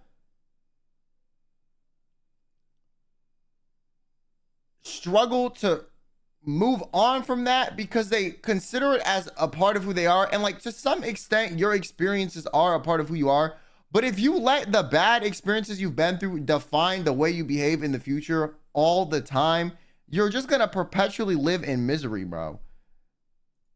Past, the abuse that I experienced from family, past partnership, reconnecting with myself and my nervous system, unlike anything that I have. And this week I kind of lost touch with myself. I know that that's purely out of survival mode. I can't blame myself for this because it's so outside of my control. I am just doing whatever I can to get through. It's like literally I feel heaviness behind my eyes. Some of the signs that I'm going into, either neurodivergent burnout or kind of feel myself slipping back into neurodivergent survival mode, is I struggle with girl. Oh my god, no, because like every video you got 3 new therapy speak terms. Like what? Like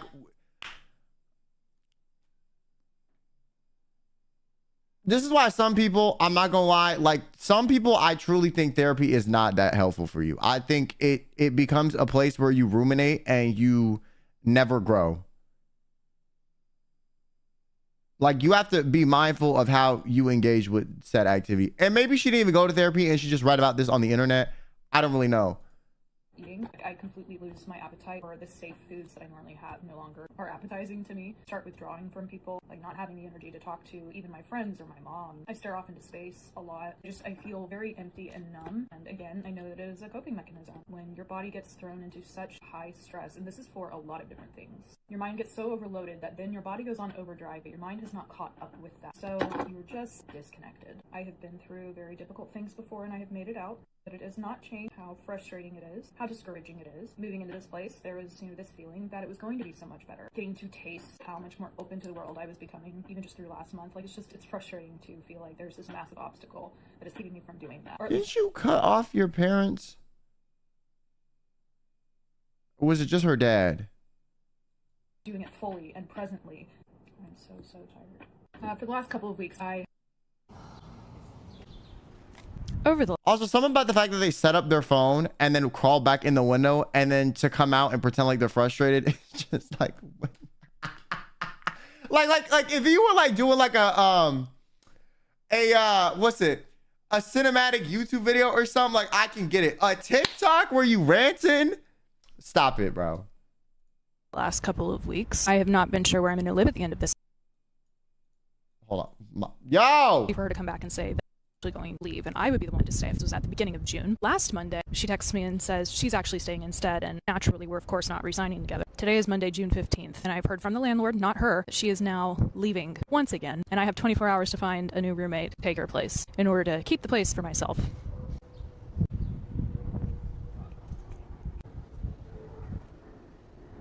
I don't even feel like a real person right now. This could have been so easily avoided, on top of having been so emotionally, mentally, psychologically stressful. I don't know if she's doing this intentionally to fuck with me or if she just does not know what she's doing, but it has been agonizing. I don't even know what to say. I genuinely don't. I don't even think there is anything to say. It's just like, yes, of course, she is now leaving again, and I hear this from the landlord, not her. I mean, you wouldn't speak to her in person, so maybe if you were like willing to like, pass each other casually in the kitchen, what you thinking? Oh girl, I think I'm gonna move out. Like, but now y'all like quarantined to your damn rooms. Certainly taught me a lot about myself. getting to the point I don't give a fuck what happens. Oh well. If I have to move, oh well. That is how exhausted I am. That's all from me. I'll keep you updated on how things. I love how this has become like our official meeting place now for me to give you updates about my roommate situation. If you're not, Because you don't want her to hear you in the other room. Aware of what's been going on. I was informed by my roommate last month, so at the end of May, that she did not want to resign together. I made videos about it, changed her mind, and said that she would leave instead and I would be the one to stay. A week and a half goes by and she tells me that she actually is going to stay instead, and naturally we weren't going to resign together. And I was like, what the fuck? I spent all of last week calling 311, the tenant hotline, trying to get in contact with my landlord because I could not get a hold of them until I finally spoke with him. And they said they had no idea what was going on either, that she had not returned their calls or emails. Yesterday, I received news that she is in fact leaving, and I was given 24 hours to find a new roommate in order to keep the apartment under my name. And while I don't have updates for you yet, I should be finding out some stuff by tomorrow. This has been one of the worst situations I've dealt with since moving to New York, if not the worst. You have no updates and you made a whole video? Because it has involved someone who has been back and forth on their word, having landlords who have not been communicating with me the way that they should until the last minute, and then putting me on an equally tight timeline to figure shit out. And you know what? I look at all of this and I'm like, the birds are still chirping. I still got to go on my morning walk and smell the flowers and touch the trees and the leaves the way that I normally do. I've reconnected with an old friend who has been a huge emotional support for me through this entire process. Whenever people have been like, maybe you should just leave and come back, I hear you. There have been so many times I've sat here and been like, this may be finally it, that I have to leave and I don't know when I'll come back. On days that I would really struggle, where I felt depressed and sad if I had lost my job, or if I was working a job that I hated, I'd think of New York. I specifically think of myself standing on the Brooklyn Bridge and watching the sunset, because that was one of my favorite places to stand. No one has to understand my love for New York. No one has to understand why I continue to stay. It's okay if it doesn't make sense to you. New York is home. That's why I keep fighting for it. I'll never forget the fact that my ex used to say that he thought that I was a weak person. Whenever I would ask him if he thought that I was resilient, he could never give me a straight answer. When in truth, I've always been really good at sitting with my emotions and doing my best to transmute that. I've earned my badge of honor of being resilient in the face of what feels like absolutely impossible fucking circumstances. No one can take Impossible, and you could have just found a new room on the internet on like apartments.com and like actually signed a proper lease. that away from me. And as I move through the next couple of weeks, I know that energy is going to carry me. I know I belong in New York. New York is home. I'm not going anywhere. I'm so fucking proud of myself. We're not quite out of the woods yet, but there is light at the end of the tunnel. I see it. And so I'm gonna hold on for a little bit longer. I'm gonna say New York is home, but you've never had your name on a lease here.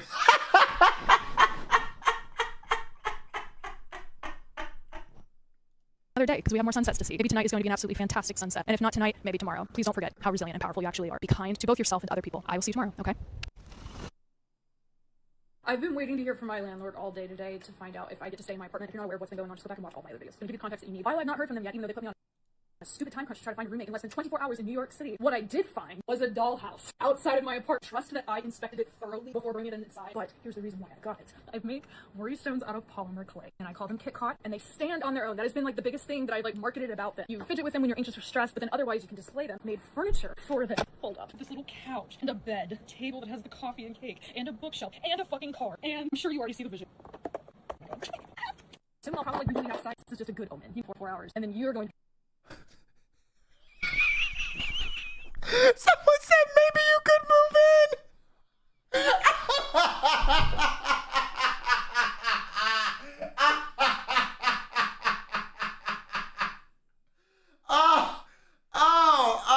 Oh, you know what? I'm so glad I read the comments. You know what I'm saying? That made this whole whatever cluster F of a video that just was unnecessary in this saga so worth it.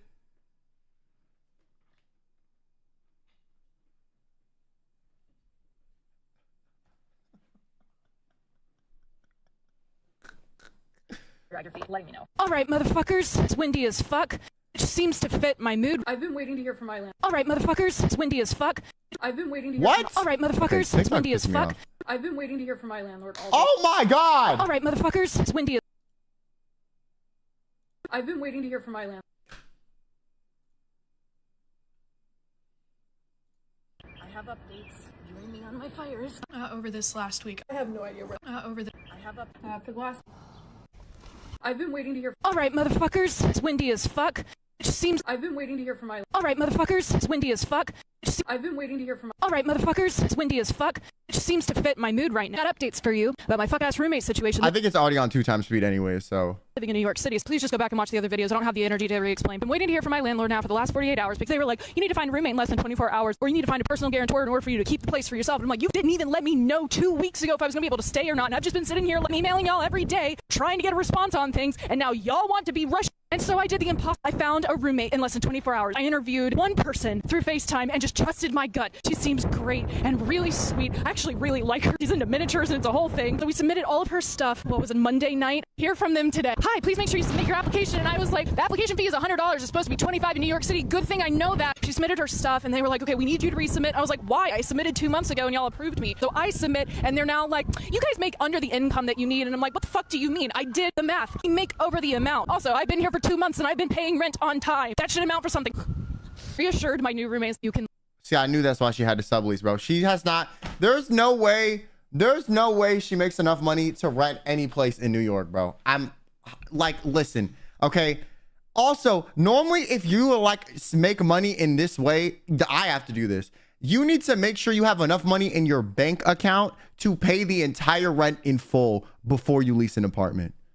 At some places, if you don't have a consistent income stream that they can verify, which is actually ridiculous in my opinion. But I've had to do that at 2 places I've lived, bro. Literally 2. Leave at any time. Bail, please bail, save yourself. She's like, don't worry, my lease at my current place ends at the end of July, so I have time. I was like, oh, thank God. Not to mention, my roommate bamboozled me in the kitchen for the first. I've not spoken to her in person in a month. And you guys have like seen all the messages. You've seen how she speaks to me. I haven't told. I'm not gonna lie, she seemed kind of normal, bro. She was like, yeah, can we just talk in person? No, I'm not comfortable with that. Can we just like talk in person? This is my boundary. Can we just talk in person? I refuse. And like, we're supposed to believe she's difficult. Told you guys this. Messaged her like on Monday. I was like, can you send me photos of your room? And she was like, no, I'm not sending the photos. Wait, what did she say? She was like, no, I'm not sending. No, I'm not sending the photos. I will inform that for my security deposit to be returned, the apartment must be vacant. Therefore, I'll be removing all of my belongings, including the couch. Photos. And then she was like, I'm uncomfortable with all this. I do not feel comfortable with this continue back and forth texting and need that boundary respected. Please stop. Sounds good. I'll have some people come view the apartment this week. Let me know if you'd like for me to give you the heads up. I'm going to check with the landlord first to confirm the move out and deposit requirements. If they say the apartment needs to be completely vacant, I won't be allowing showings or people. Back and forth through text. I'm like, do you mean from a week ago when you last texted me?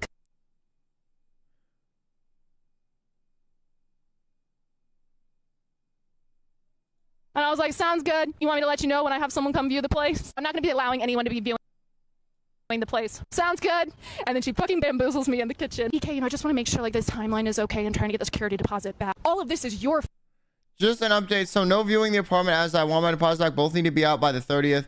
Wait, I just reread the email. Unless you find someone in the same time prior to the 30th. Do you have anyone in mind or any leads?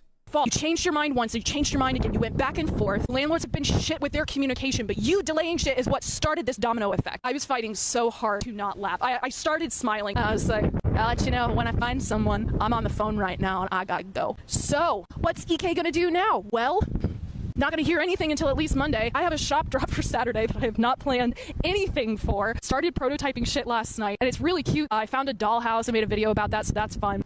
Yeah, man.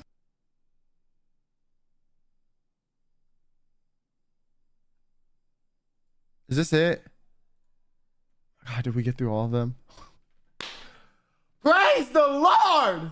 My jaw popped saying that. But like, oh God, I'm not religious. But like, you know what I'm saying? Allah, Buddha, whatever the fuck, y'all got me. Real talk. I'm locked in right now.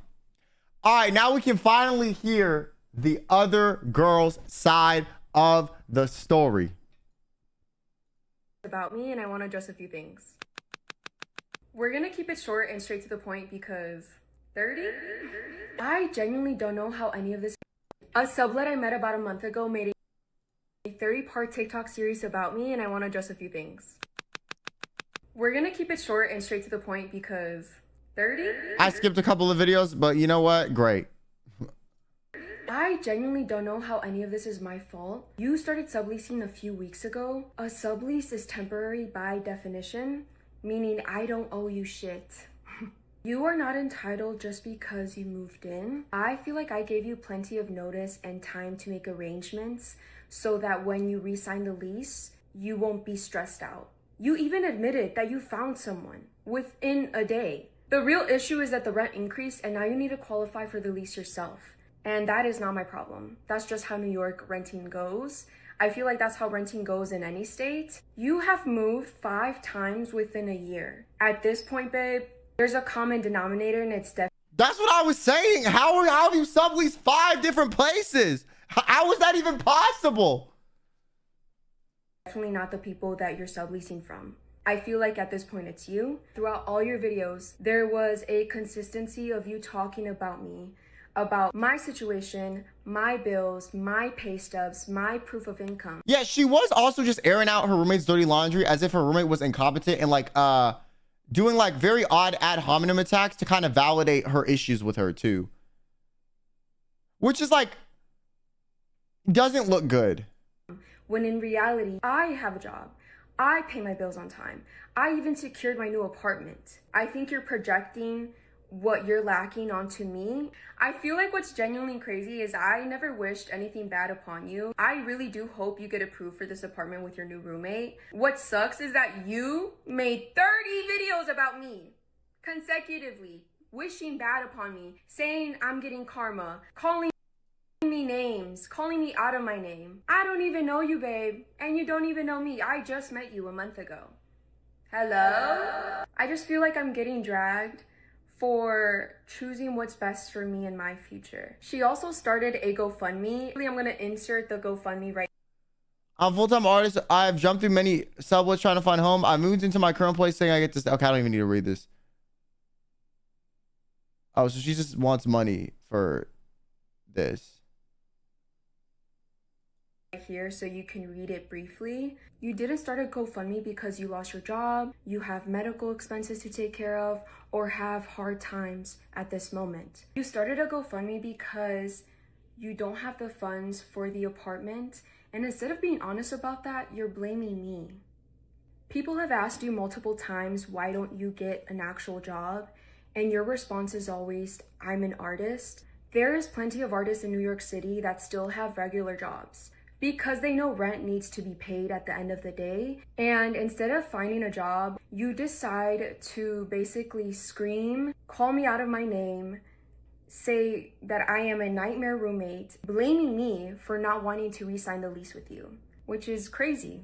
I feel like if you started a GoFundMe that said, I can't afford rent right now, that's one thing. But because you switched the narrative and basically stated you are trapped in a traumatized, abusive situation with your roommate because I'm choosing to leave is completely different. I feel like yeah, that is, like I said, I feel like she was weaponizing her trauma like in really disingenuous ways. And I think the problem is like, I don't even think she realized she's doing it low key. I'm not gonna lie. Like, I actually feel like she just,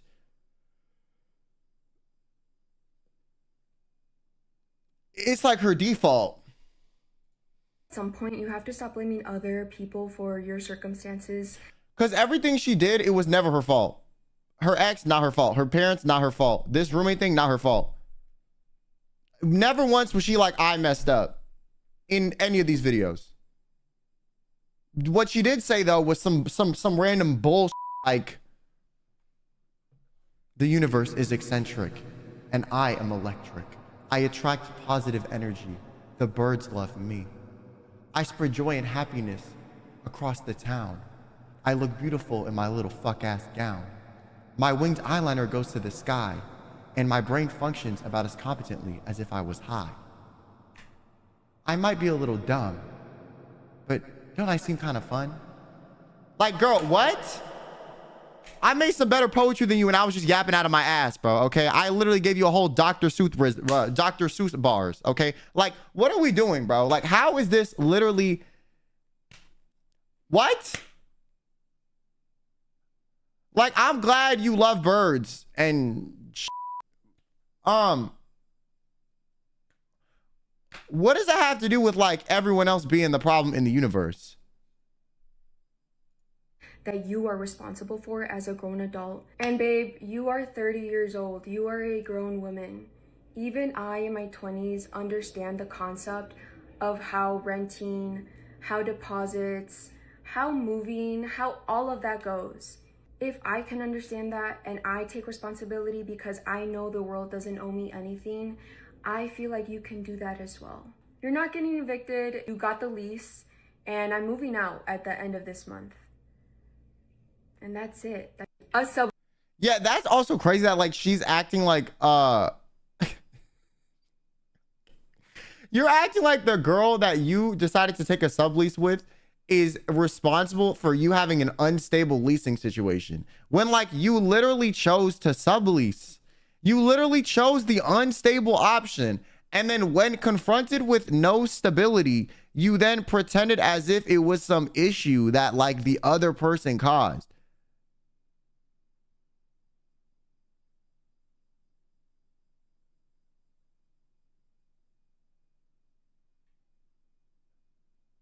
Like, it's crazy. And she did do this thing where she did demonize this girl in so many things. She said she was broke. She said, I don't think she can afford the lease. She said, she was like callous or like didn't have money or this and this, like all sorts of stuff. You were kind of like talking crap about her. And even if, let's say, she was difficult with the fridge or she was difficult with the dishes or whatever, like, okay, but like that does not equate to her being someone that's trying to screw you over and get you removed from your living situation.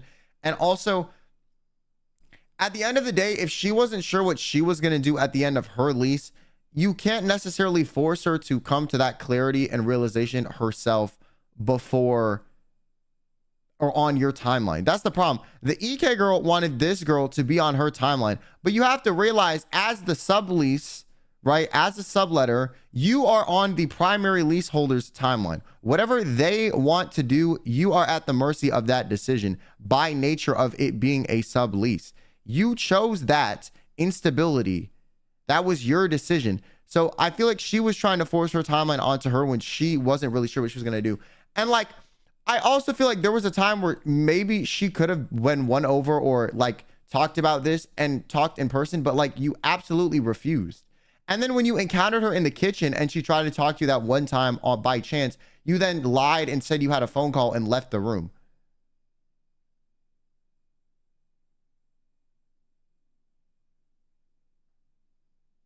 It's like, you can have trauma and you can have these issues, but like that doesn't excuse your lack of planning.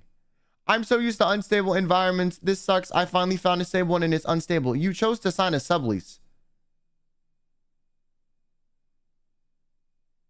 Like, you chose the literal least stable option. The literal least stable option while complaining about the fact that you feel like you're unstable. And yeah, you did have 5 subleases in a year, which is actually crazy. I don't even know how you can stomach moving that much.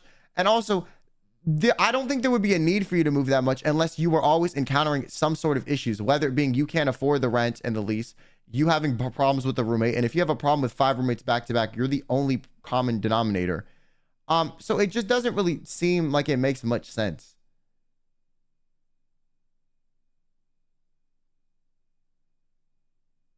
Like, least stable option with a non-stable job in an expensive area. She did everything wrong. Yes, it's like this is like the people that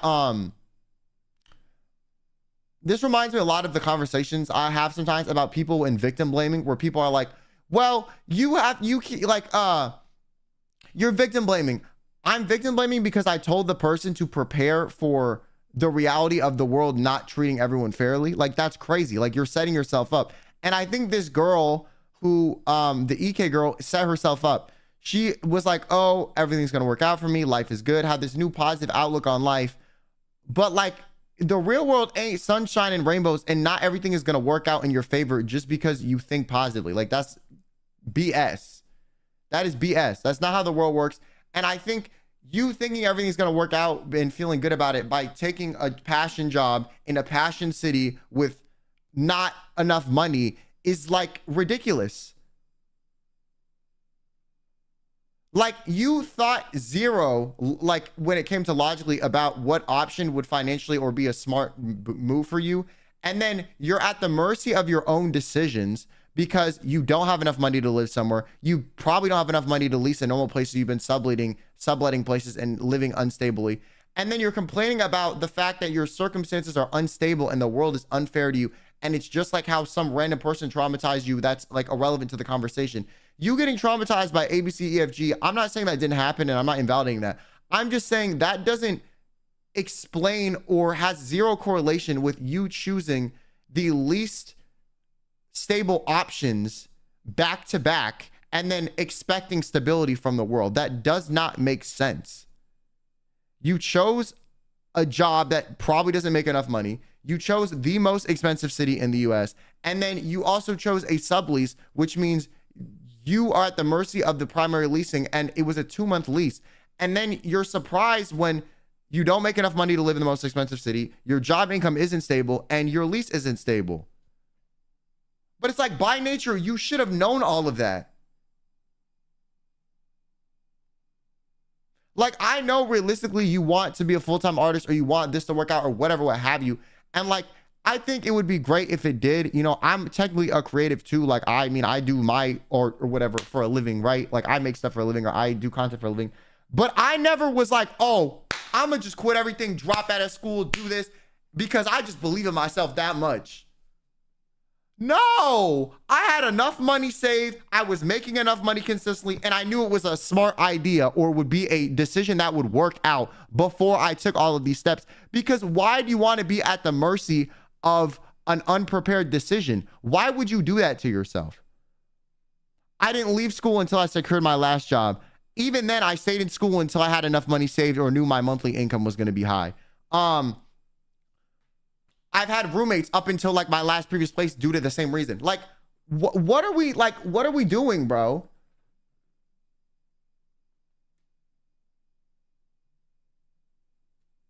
Like, there was never anything in her previous story where she ever once was like, I did this wrong or I chose this unstable option. It was like, I love this city and I love my art and I love this and just because you love something doesn't mean the world is going to give it to you for free. I would love to be healthy and not live with chronic pain. Okay. That's not happening. You want to know what I did? Instead of just bitching about my circumstances and expecting the world to accommodate my ass, I have figured out a way to accommodate myself to the world, which I think is a more realistic approach. I think if you have a problem or something where by default, it's not going to be accommodated or a circumstance, you need to figure out a way to make yourself accommodate to the world. You need to, like, I wouldn't say assimilate, but you need to adjust your strategy to make living as optimal for you. Because if you choose the hard, unstable options and then don't want stuff to be hard and unstable, it doesn't make sense. It really doesn't make sense.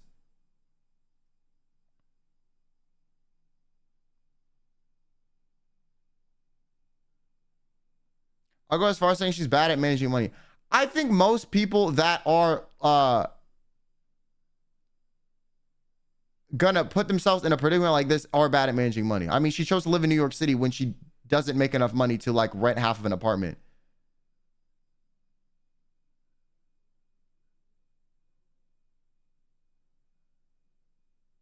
Choosing to live in New York anyways as a freelance artist, if you're not making like at least 6 figures, is ridiculous personally.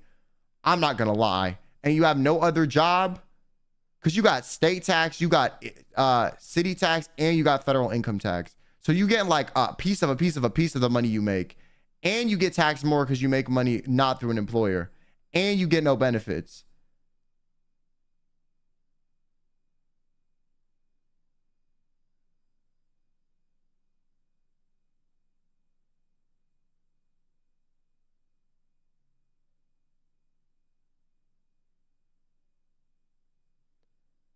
And like, I just think there's so many decisions she made that she is like removing her responsibility in deciding and then playing victim as if she didn't have the option to not go down that route, or she didn't have the option to consider the consequences before she was faced with the reality of said consequences. It's like she picked an option that's like a gamble, and then when she didn't hit it big and she didn't hit the jackpot, she's blaming everyone for them being unfair or treating her poorly. But it's like, you took a gamble.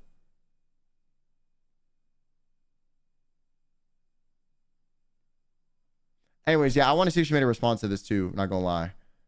I kind of do. I'm on the brink of losing my housing, and I don't know what to do anymore. Over a month ago, my roommate informed me she didn't want to re-sign with me for 621. Did we already watch this one? very new roommate.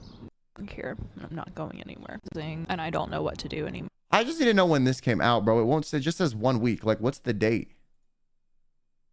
What is the date, bro?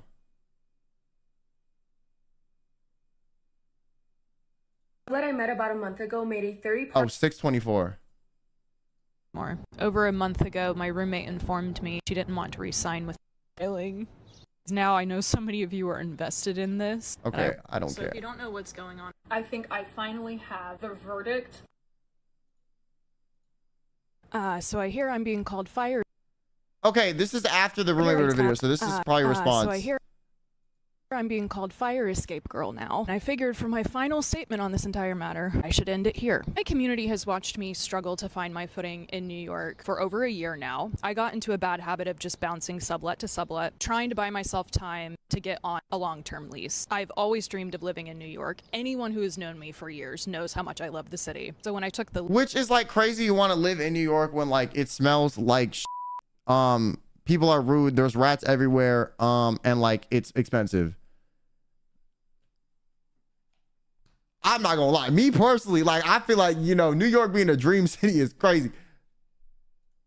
leap, I was so blessed to find success early on with my small business. I also had other side gigs. I'm a photographer and a videographer, but I also do other side gigs that the internet is not aware of. So it has never been an issue of not being able to afford rent. All of my bills have always been paid on time. I was just never supposed to take over an entire apartment and the security deposit and a guarantor all at the same time. Over a month ago, there was a lot of confusion that rose up of whether or not I was even going to be able to stay in the current apartment that I have. I started documenting that on social media, and I fully take ownership. None of this would have happened had I not come to social media in the first place.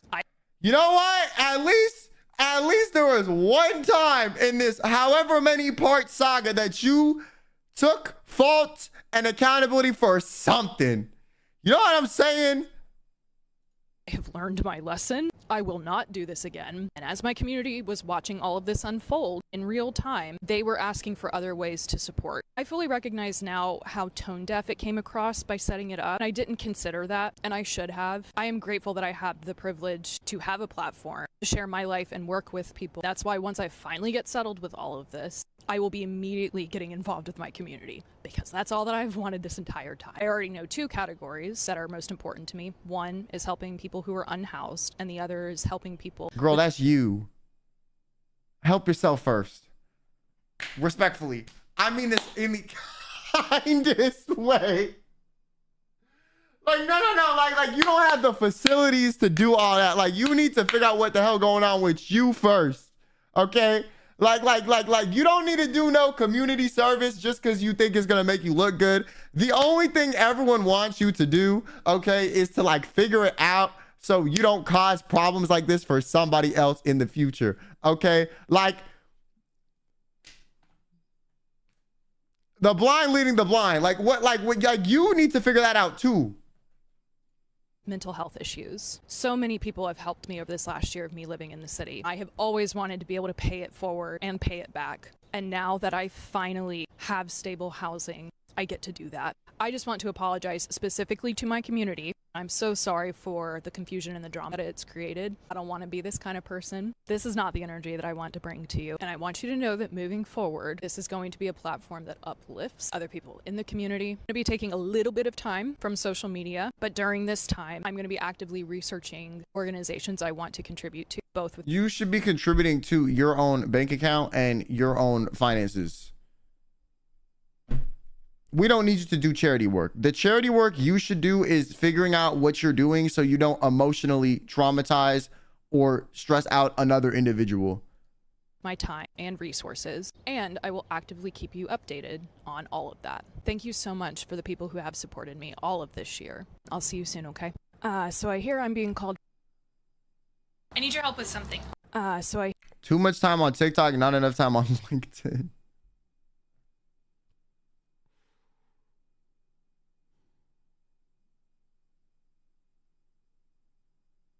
You and Tyler Catastrophe would be an unstoppable duo.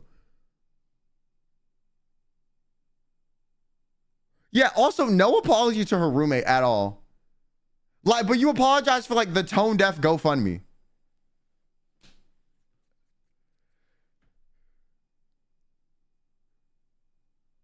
Which, like, you were tone deaf the whole time, so I don't know why the GoFundMe was the point of contention.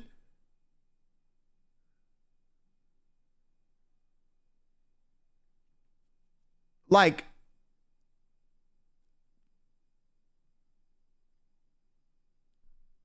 I need your help with something. I made a bunch of cat worry stones. This one is based on my cat. This one's I need you to be so for I've decided to break up with my boyfriend. I'm moving to New York. I need you to be so I need your help with I think I finally have that's it.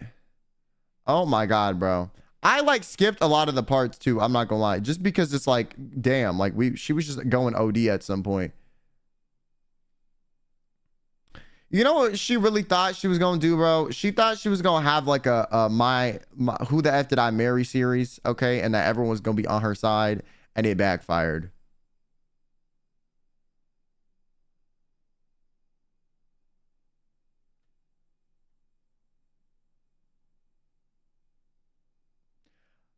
That's what ended up happening. Like, I think she really thought she was eating with this and it was gonna like put her on, and then in reality it made her look stupid.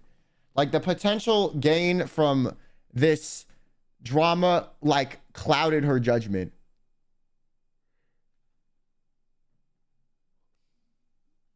Because I feel like you have to be an idiot to believe she just put this on the internet fully to vent out her frustrations. Like, no, she thought she was gonna get something out of this, bro. 100% she did.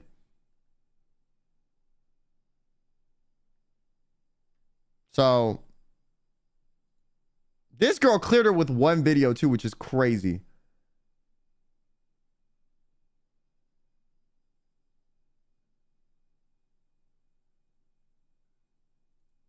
One video ended her crazy. Day 17 of September. I've been living in the same apartment for about 3 years now, and I think it's time for a change. Hi, my name is Marlon. I want to take you along the journey of apartment hunting here in New York City. Today, Posting this afterward is so funny too. You shady girl. The price range is really good for the area. And yeah, we're just gonna check it out. No, this is like PR levels of shade. You know what? This apartment is located in Manhattan. It is a 4-bed, 2-bath. It's gonna be an all-girls apartment. When I tell you the rooms were big, baby, they were big. I think what did it for me was the views. That's gonna be my view every day. I genuinely loved how the bathrooms were spaced out. I love a big bathroom. And we said yes. Neighborhood now. I move tomorrow and... Shout out to her. Shout out to her.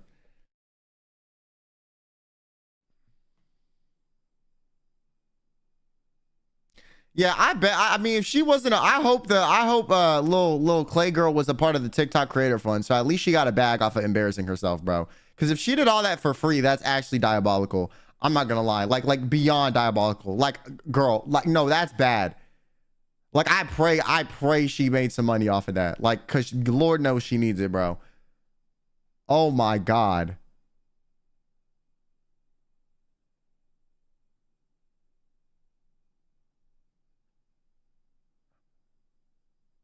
Accountability versus prefrontal cortex development.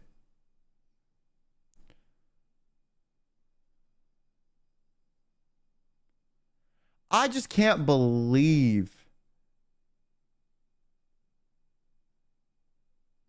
like she yapped for 30 parts, bro. Oh my God. Like, that's insane. All right, I'm gonna go pee and then we're gonna watch the Gideon thing. God forbid, bro. This is what I'm saying, bro. I'm just gonna let you know, this is like kind of irrelevant, but like, if you have friends that enable you when you're being a dumbass, like, please stop. Okay, because you're gonna end up looking like that girl, crazy for no reason, bro. Okay, because that one friend that was like, yes, girlie, stand up to the power for me. Like, set her up. She set her up, bro. She dead set her up. All right, I'm gonna use the bathroom real quick. I'll be back. And we're gonna hop into the Gideon stuff. Whole time there's a girl younger than her. No, I'm not gonna lie. Part of this triggered the shit out of me because I used to work with some people that were like 30 something and they were just as irrational. And I was like, bro, you're like, I'm like fucking like 18. Like, what the fuck are we doing, bro? Like, I hope when I turn 30, I don't become cuckoo or something.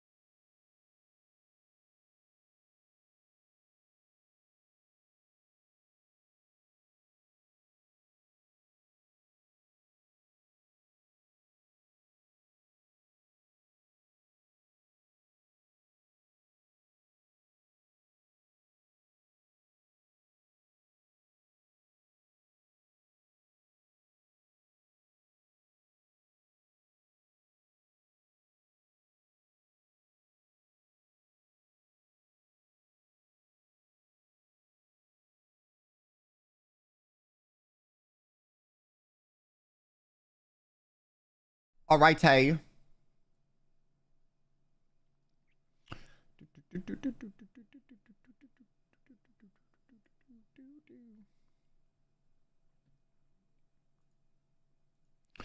Let me pull up the video.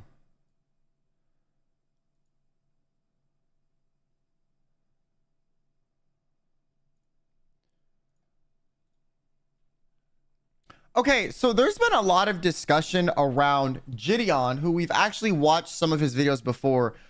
He used to be like a prank YouTuber back in the day, had some like drama with Pokimane at one point, resolved it, they squashed the beef, and then he ended up like quitting and dedicating his life to Christ, and then he came back to YouTube and started doing predator catching.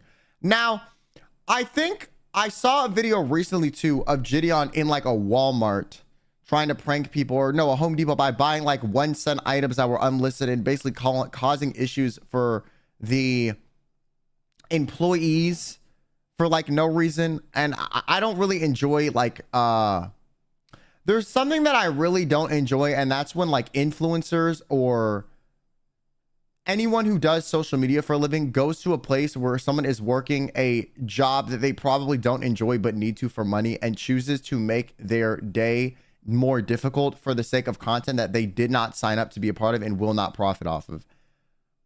I think that is kind of disgusting. And so he went into like he went into a like Walmart, or no, not a Walmart, sorry, a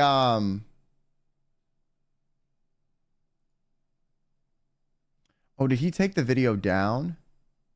I think he did. There was a whole video where he looked like awful. Like there was a bunch of drama from it. He even in the thumbnail. Oh, no. Okay, he kept it up.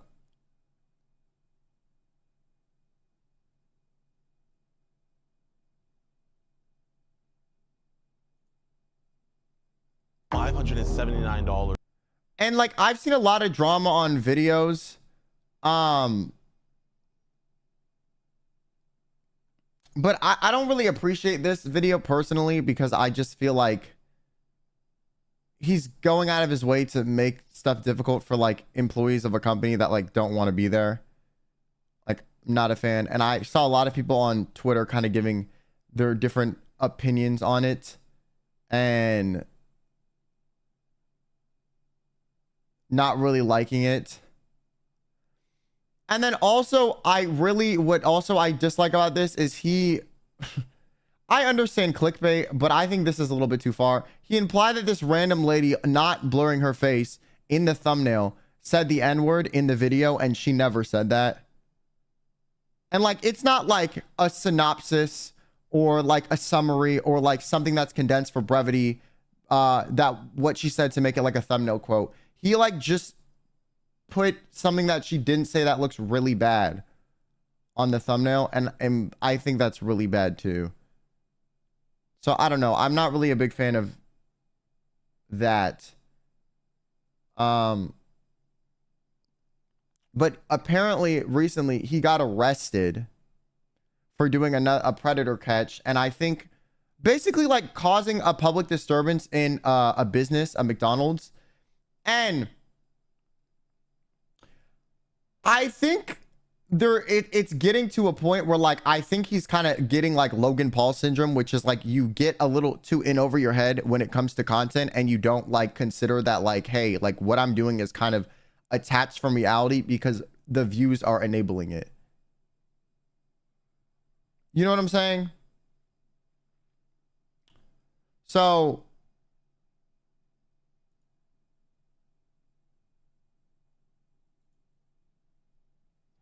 we're going to watch this and see exactly what happened.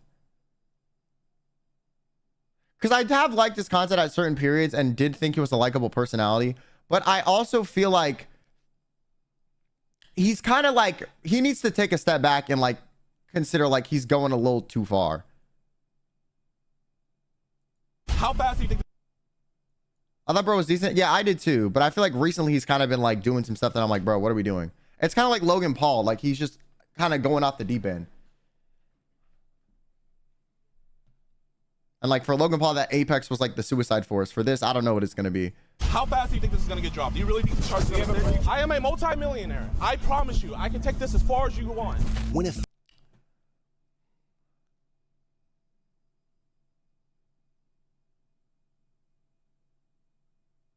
Yo, Gideon. Bro, you did not say that. Nah, you losing a hella aura points in my brain. Bro, like, I actually liked you. I just think this is a really bad look. And I'm not saying, like, people can't have bad moments, but it's like, why are you bitching to the police that you're a multimillionaire as if that makes what you did any more or less illegal? famous YouTuber and his crew are arrested, it seems like the end of a harrowing day. But the events that unfolded leave some officers wondering just how far people are willing to go to film content. I don't understand all this, dude. Something so stupid over some, like, YouTube views. The dispute begins around 10:49 a.m. on June 22, 2026, when a man named Joe contacts Woodhaven police officers from a local McDonald's in Michigan, claiming that his nephew and his friends are stalking him. His nephew is 30-year-old Kenneth Chambers, who runs the YouTube channel Skeeter Gene, which currently has around 2.5 million subscribers and is well known for doing sting operations. Joe tells the officers that Skeeter and his friends have been following him and filming him throughout the day. Over the past several months, Skeeter has amassed millions of views on his channel by posting videos about his uncle. But Skeeter and his friend and collaborator, 25-year-old Gideon Adams, a popular YouTuber best known for high Wait, so that's actually his uncle? He wasn't even lying when he called the police? I thought he was just BSing. Prank videos, social experiments, and comedic vlogs before transitioning into true crime content focused on exposing criminals through sting operations, have a reason for following Joe wherever he goes. For the past decade or so, he's been financially exploiting and abusing my grandmother, who is also his mother. And before that, he was doing the same thing to his grandmother, which is my great-grandmother. Skeeter explains that despite repeated warnings from the family, his Uncle Joe refused to leave his grandmother's house and had been squatting there for months. So, he decided, I was gonna go over there and kick his ass myself. But then I thought, wait a minute, I have a YouTube channel, and it's monetized, so I can just expose him on the internet and make some money off of him. But according to Skeeter, when Joe still refused to vacate the home, he came up with a plan alongside Gideon to solve the problem once and for all. He moved Gideon into his grandmother's house, eventually forcing Joe to leave the property and end up at McDonald's. But according to Joe, the harassment did not stop there. Yeah, I feel like if you already get him out, okay, whatever, you know, like doing the stuff to get him out, I completely understand. You know what? That's your liberty and your right. He's financially abusing your grandmother. Okay. Afterward, you following him in public is crazy. Because now you're just stalking him unprovoked. Like, yeah, he did something bad, but like you got him out of that. Now you're just stalking him on top of that. And not that I really feel sympathy for him. It's more so the issues you're going to cause for everyone else involved in doing this for the sake of just terrorizing this guy, right? Like, the threat is already gone. Why are you now following him and like forcing him to be a part of your life when like he has chosen to remove himself? And like I said, I feel like it's more complicated. It's like, yeah, I don't think, I'm not really a fan of his uncle either, but I think if your content revolves like stalking people in public and then causing issues for everyone else involved, I kind of start to lose a little bit of understanding for why. He claims Skeeter, Gideon, and their film crew continued following and filming him at the restaurant, ultimately provoking him to call the authorities. Joe goes on to describe how Skeeter and Gideon have been setting up speakers inside the house for a large party in an effort to upset him. Eventually, officers convince Joe to stay somewhere else so Skeeter and his crew can no longer film him. But now, as officers accompany Joe back to the house to help him collect his belongings, they have no idea that the situation is only going to escalate from here.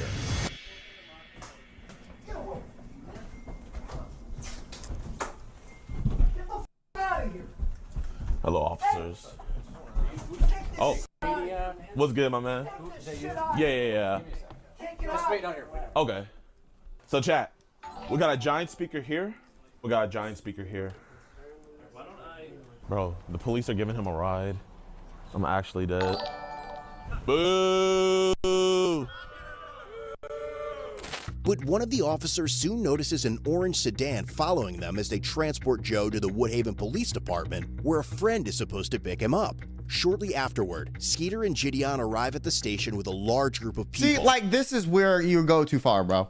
Like I said, I'm so fine with everything up until this point, okay? I don't care. If he's a piece of crap and he's living in your grandmother's house and you want to go there and play speakers and your grandmother is allowing you to do so because it's their house, go for it. I support.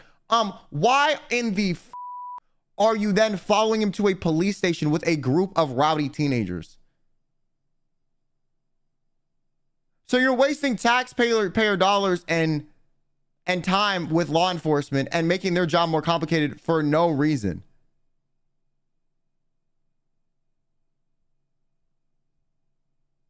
Also, this guy kind of looked like a budget Andrew Tate. Demanding to speak with Joe. By then, Joe was already like demanding to speak with him at the police station. Like, are we serious? Left for McDonald's again, and when the detective tells them that Joe is not at the station, Gideon mentions filing a missing persons report, arguing that officers had taken Joe away from the house. Yeah, Joe went missing. You guys stole him. Where did they take him, JV?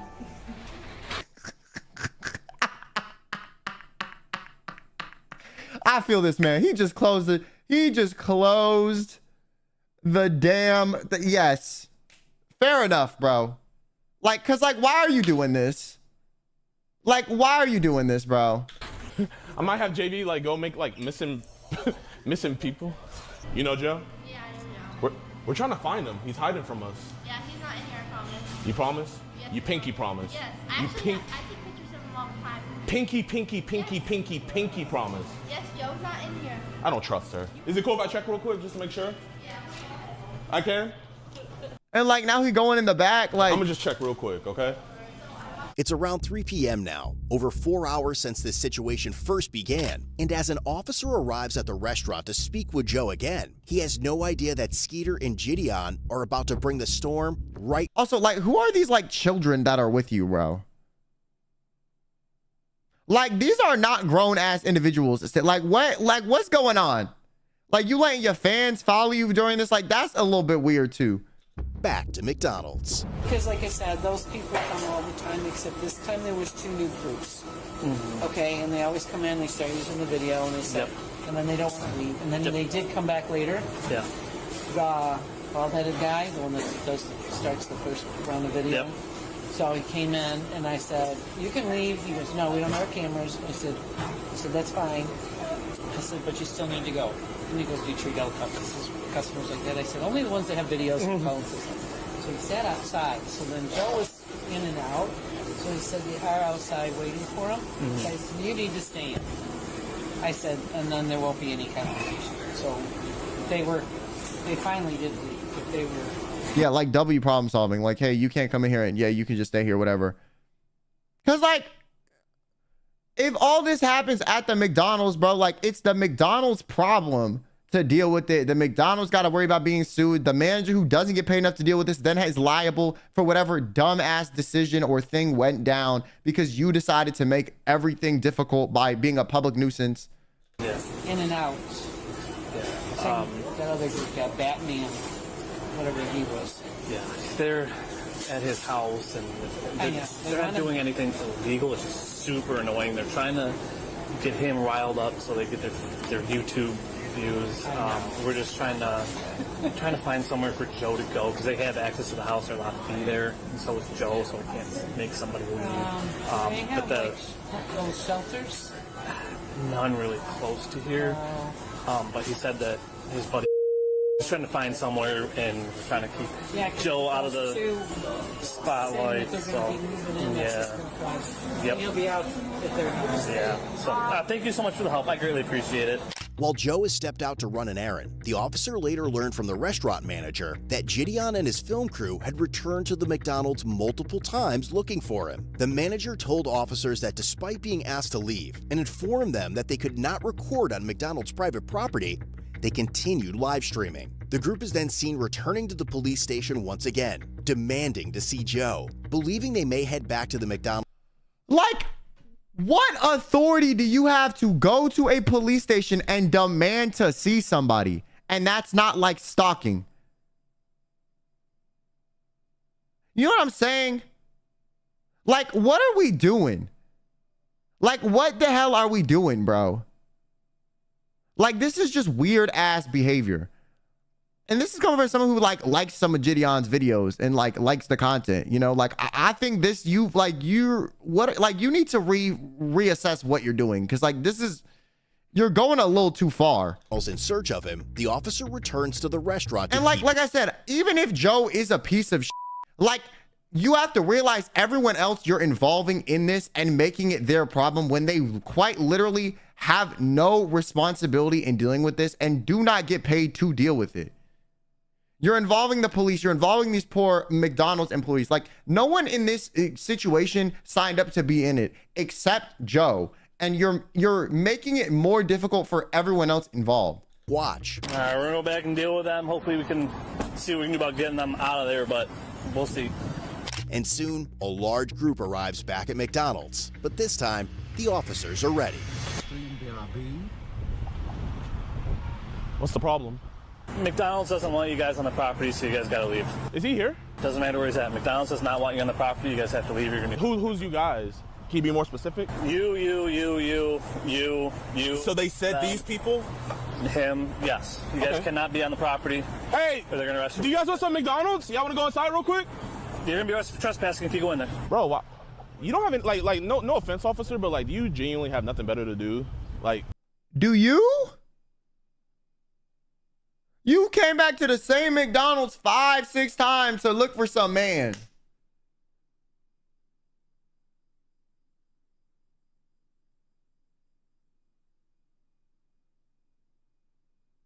Like, the only reason this officer is here is because you have a group of guys chasing another guy in public. That is cause for concern regardless of why the person is being chased. Because if anything happens in any of these businesses that you choose to engage in this buffoonery in, everyone is liable in the situation and they didn't sign up to be in.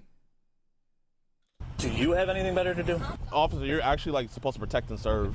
Right, yeah, and he's protecting the McDonald's property and legal interests and right to exist in society undisturbed from whatever the hell you're doing. Off the property, you guys are gonna be arrested for trespassing. Okay, we'll leave the property, but like, I'm just trying to figure out, do you have anything better to do?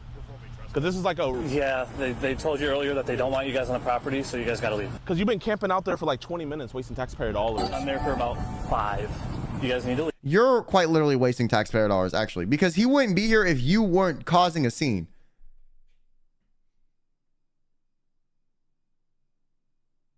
They're only here to respond to your behavior. So they would not be here if you weren't causing a scene. It's crazy how you don't arrest a squatter. That's crazy. Here, let's just stand on the sidewalk.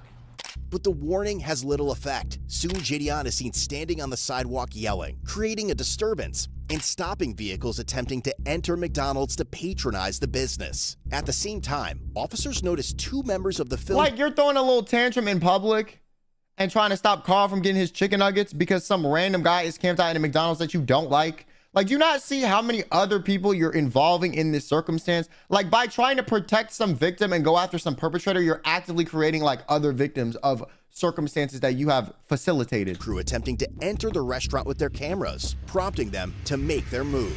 Let's see if there's some McJoes in there. Chat, man, is this what you want your tax dollars to go to? Cops can't... No, but you're forcing my hand.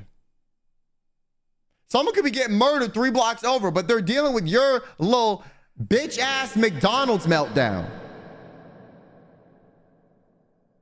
Like, do you not see how really dumb this look? Like, no, like, Gideon, like, listen, I was a fan of your content and still am. This is crazy though. You're saying we're wasting taxpayer dollars. The only reason the police are here is because of you. You're the one directly wasting the taxpayer dollars. And I feel like sometimes, I'll be honest, Gideon is smarter than he likes to play it off as. Sometimes he does this thing, which I've noticed, where he'll like feign ignorance about circumstances to seem more aloof or innocent in the when he's provoking people. Like he'll reframe it as if like he's unaware of how bad he's looking or unaware of the fact that he is actively provoking a situation consciously for content. And he'll be like, oh, like, well, I was just trying to do this. And he'll like kind of dumb it down to like seem a little bit more simple or like more innocent. And I don't really like that either. I mean, sometimes I thought it was like funny for the bit, you know, but like, I feel like in circumstances like this, like you got to just let it go because like, it's very obvious. It's very obvious.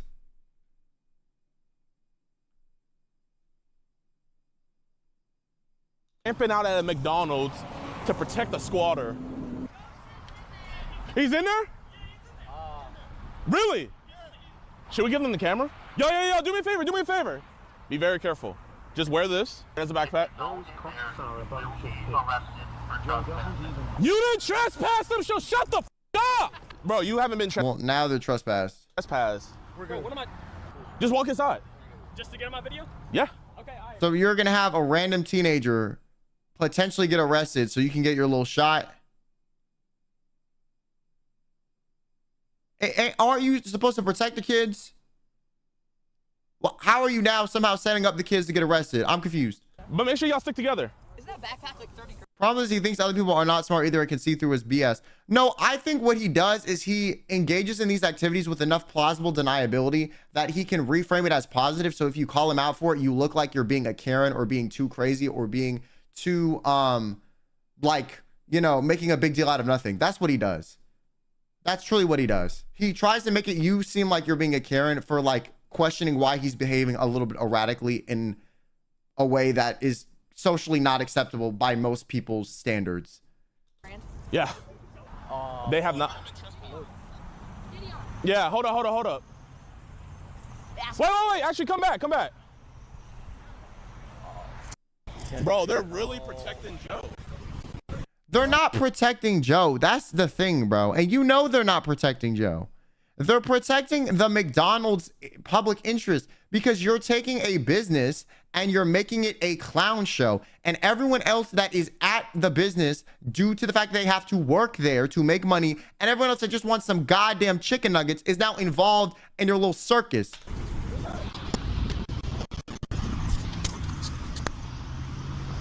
Officer, what are you doing? Officer, never trespass them. You can't trespass somebody. 1212 dispatch. We're going to have one detained at this point. Officer, you cannot trespass somebody. Copy, one detained. Is he going too, Mitchell? Here, give me my backpack, my man.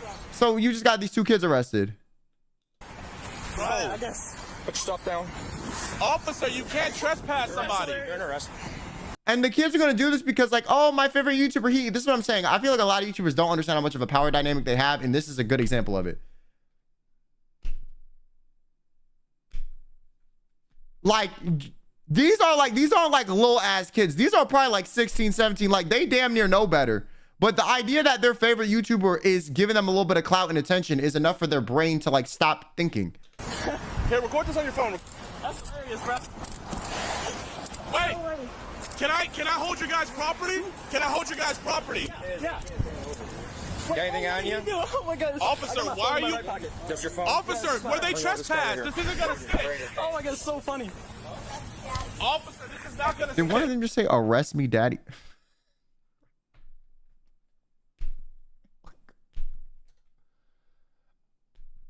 Like, come on, man.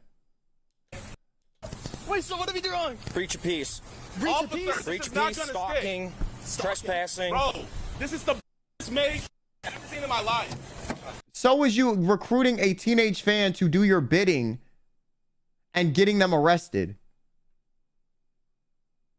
See. Yeah, I got you.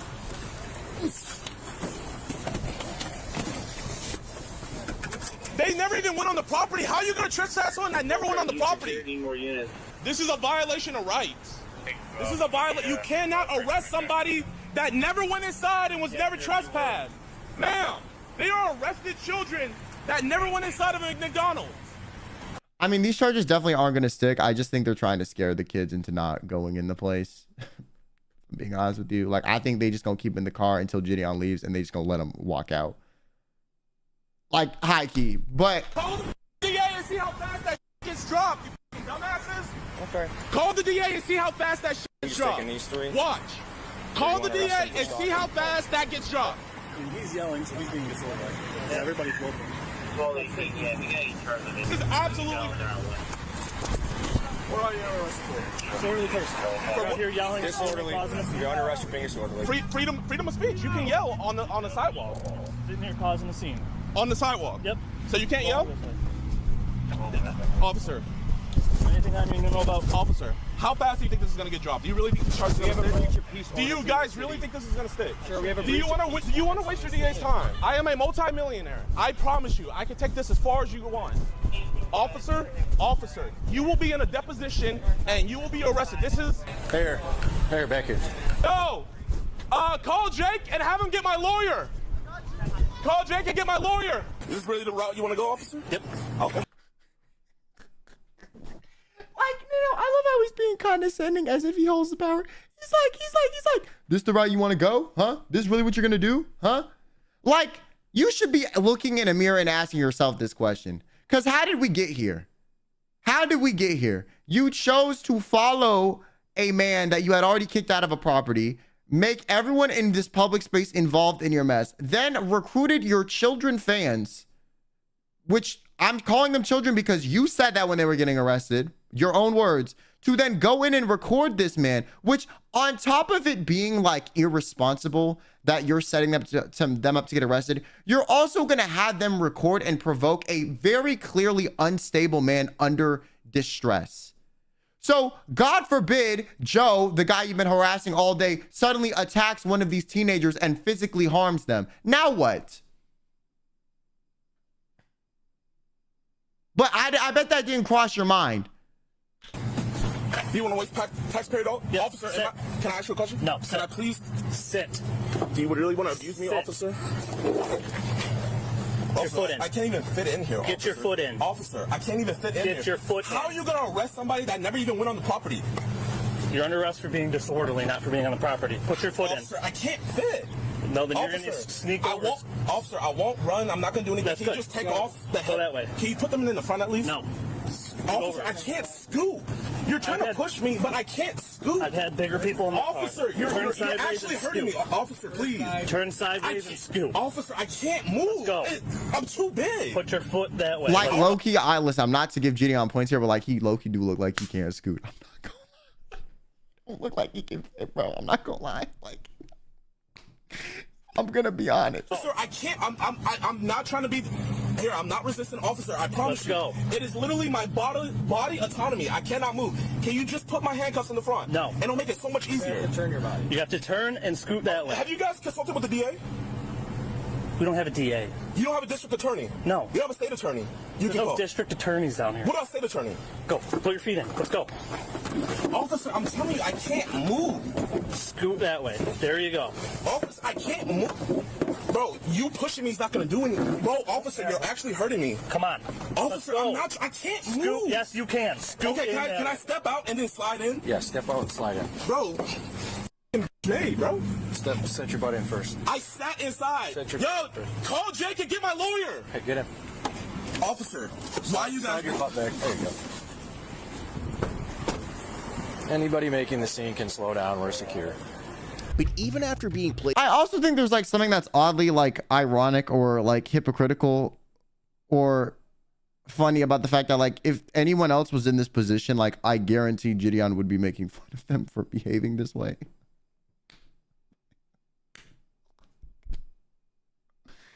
You know what I'm saying? Like, I don't know.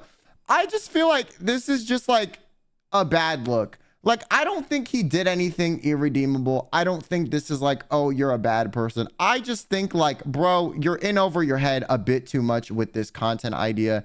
You need to like live in reality for a second because you're living in this like YouTuber, you know, distorted view of reality bubble and like not realizing that like everyday folks are getting involved in your buffoonery and it's not an isolated thing that's only affecting people you choose for it to affect.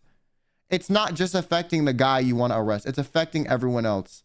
Placed under arrest, Gideon remains confident that the officers have only created bigger problems for themselves, as some of them try to make sense of the situation. Breach of peace covers it all, so. Where are your car keys at? Right in my pocket, sir. Pocket. This one here. Where's your car at? It's the black one right there.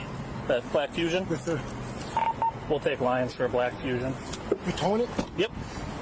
So were they all trespassing this property or what? I told them to leave or going to jail for breach of peace if they don't want to leave. So. Looks like they're leaving. I don't know who's all trespassing here. I didn't catch all that from earlier. So. Hey, have you ever read our breach of peace ordinance? Yeah, it covers everything. I'm good with the breach of peace. It's stalking. I mean, we got a whole bunch. I mean, dude, they are stalking this dude. Like, there's got to be some kind of resolution to it. So we got 4? I got 4 right now. This is absurd, dude. Was he arresting him too? Oh, get out and get off the property now. Yes, sir. I was not a part of this. Then you better walk away quickly. Yes, sir. I was just in the car. No, this guy was definitely part of it, but he chose to dip back. Listen. I'm not gonna lie. If I was anyone in this situation, I'm this man, okay? Listen, I might be with the bit, okay? You know what I'm saying? I'm down to harass Joe, whatever the hell. The second they're like, the police are coming, I'm out. I am out. You did not pay me to get arrested, sir. You just paid me to film you. I am so out, bro. Like, what? Like, you taking this way too far, and I only agreed to the first 50% of this. The last 50% you just started to make up and add random criteria on that I didn't originally agree to. Like, this would be me, bro. All right, I'll leave. Hey, Dad, do you mind? Actually, I'll go home. Now you're impeding traffic. Poundstown unit, can you light this black SUV up right here for us? Good, he's pulling up and stopping him for us.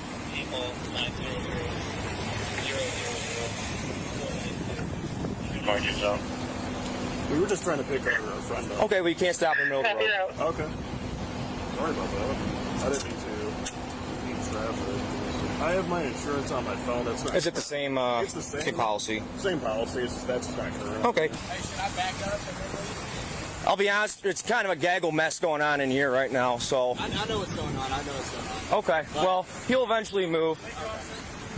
Do all 3 stalking and breach of peace. And like, imagine you like late for work or like you need to be somewhere and like you was like, let me go to McDonald's real quick and get some chicken nuggets. And then you pull up and it's like you stuck in this bullshit. You know what I'm saying? Like, come on, man. Like, I just wanted to get my little 10-piece and like get on my way. And now I'm in between 3 cop cars, some random man yelling, a bunch of children running this. Like, what's happening, bro? This is the one day the ice cream machine wasn't broken and you f***ing it up for me. I haven't had a McFlurry in months. I'm dealing with this all day long. Wait, this cop kind of AO, you know what I'm saying? The guy's harassing somebody over there. It's been like an ongoing, like years issue. They're like harassing this dude, My fault. stalking this dude. Then it kind of all compiled today. And now it's just turned into this. So, and then he decided to stop in the middle of the road where you saw him to pick somebody up. But if you need anybody anywhere, we good. We should be good right now. I think everybody pretty much got off the property and left. This guy's over here filming, but yeah, there's probably about 30 other people. So long story short is this guy lives on here getting evicted. His nephew, if this car's got a Tennessee plate, that's one of the cars. Yeah. His nephew is throwing you see him with the party hats and stuff on a eviction party for the uncle. They all have access to the house. They went in there with big speakers and they just with them for YouTube videos. So they've been chasing him up to the McDonald's for his YouTube videos. And McDonald's kicked him out earlier. They keep coming back while he's here. They keep kicking him out. And now they're sending more people up in here, so. Yeah, that's the one that was following me out. When I was taking him to the station the first time, they're the ones that were following me. And I think 2 more just walked in here. If you guys aren't getting food, get out. No, we are. You said what? We're just kind of confused. Yeah, I was just asking what was going on. are you guys involved in all this stuff too? We were earlier. We were staying at the house, and then we just pulled up in here to get a drink. We were out. We haven't been here the whole time. Like, yeah, we just pulled up. Yeah, we just came back. Okay, well, if you guys are involved, I suggest you leave. Okay. And probably not. We're trying to leave. Well, you're gonna have to be stuck here for a little bit now, unless you can squeeze by that. But I suggest you don't get involved anymore. How many? Why so many people? Just randoms? YouTube followers. I don't understand all this, dude. Like, over nothing. Like, something so stupid over some, like, YouTube views. If we don't get the ringleader of this, I'll probably just mail him a stalking ticket. That's fine. I think it's him in the Audi. That's the Skeeter guy. Oh, is it? Yeah. Yeah, we start. I'm just waiting for Lions to get this car out of here. I can roll with one of you guys. Hope process. It's gonna be fun. Yeah, I don't. Whatever. He's one of those guys that he goes on, tries to catch like predators on YouTube. So he's got this following of young kids that think it's super cool, and he with his uncle. He's got all these videos of him with his uncle, and it's his uncle that's in there. Get off the property or you're going to jail too. Start walking. Understood. Start walking. With the personal property? They had it, it's their property. Start walking. Go. Yep, go. Start walking. Shouldn't have gave it to them. They're all still out there. Yeah, I'm gonna hang out with him for a little bit. I don't know if I should. What about Skeeter? Where did he go? I have no idea where he went. The ones that came up on the... And like, listen, all in all, this guy is still a piece of shit. Okay, I really don't care if he's stressed out. I don't give a flying f. In fact, it's just everyone else that you involved in this is my issue with the problem. Okay, every other human being that you involved in this situation is why I have an issue with it. Property. Did you ticket him? I think you got a ticket. I don't know. The ones that came up on the property and were causing disturbance on the property are the ones that went to jail. I don't even know honestly who we have. We got quite a few. So. All right, thank you. Yep. If they come back into the. What about this black guy over here? He was at the house. Well, and the guy with the glasses. Yeah, I got you. So he was at the house. The problem was that they were here, and the ones that were causing an issue here is who went with us right now, because they could have been at the house. They're allowed at the house because someone that has authority at the house is at the house. So the ones that were causing an issue here that weren't supposed to be on the property. But if Skeeter comes back and he starts bugging you, call us and we'll take him too. Oh, really? Yep. Because they were told not to come on the property here, and they were on the property and they're causing a disturbance. They're allowed to come on my property. Right. Gang, it is not your property. You a squatter. I don't want to hear you, okay? I'm not going to, like, shut your bitch ass up.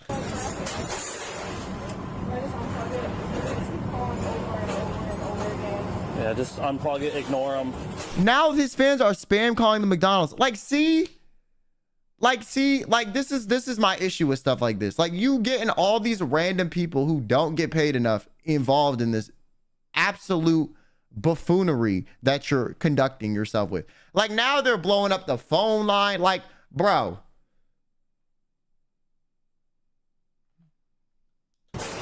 That's what they want, is you just answer and get annoyed. They just want to make you mad. So if you just unplug it and they don't have the chance. Okay. All right. So how many did you arrest? I'm not sure. Quite a few. I have 3 sets of handcuffs and I use all my handcuffs. So I don't know. Yeah, they're on public property, so we can't do anything about them hanging out there. So I would go hide back in there. With all of the arrested parties on their way to the station, the restaurant manager and Joe both provide written statements about the... Not gonna lie though, if I'm the restaurant manager, I'm kicking Joe out too. Like, I don't even want to protect you either, bro. Like, leave. You know what I'm saying? You caused an issue, but they don't know. The thing is, the restaurant owner doesn't know the backstory. So from his perspective, there's this random man that a group of people are harassing in public for no reason. Incident. But back inside the squad car, Gideon remains convinced that he has done nothing wrong. Am I officially under arrest? Yes, sir. I guess. Okay. You're for breach of peace is what it sounds like, all right? Breach of peace. Even though I was on a public easement. Bro, he trying to get squatters' rights in the McDonald's. Okay. Oh, hell no. What is the officer's name that arrested me? You'll get all that when we get back to the station. Okay. I just want you guys to know that once this case gets dropped, I am going to get a constitutional rights lawyer, and I'm going to go after you guys' qualified immunity. And you guys will be in a deposition. You will have to answer for that. Because the DA is not going to take this case. It's going to get dropped. When it gets dismissed, I am going for your qualified immunity. And I'm guessing this is a misdemeanor? Yes, sir. Okay. So, what crime is yelling on the sidewalk? What does that do? We'll discuss when we get in, all right? I'm not going to try to have a conversation between this. Okay. Between this barrier. Constitutional rights violated. I didn't know Woodhaven like violating constitutional right. Call my... Yeah. Give me a lawyer ASAP. Tell him to give me a lawyer ASAP. No, he's not gonna let down the window. It's fine. Just stay right there. I don't want them to get you. They arrested me on breach of peace. Can you tell him to call Jake? Okay. Okay, can you move so I can see? Oh, well, you want to arrest more people? No, I just want to be able to see so I don't get into a crash. Wait, record? Record. Hey, you got a second? My detective's asking if you fill out a written statement of today of what they've done to you. Okay. Are you able to do that for me? Yeah. I'd appreciate it. They've been following you around all day. Yeah, and they drive around. They're driving around a U-Haul truck. I don't know. I think they're back at the house because I seen them go that way. Okay. They set up the music equipment and speakers upstairs. Yeah, I was there for that earlier today. Oh, okay. Yeah, okay. I remember.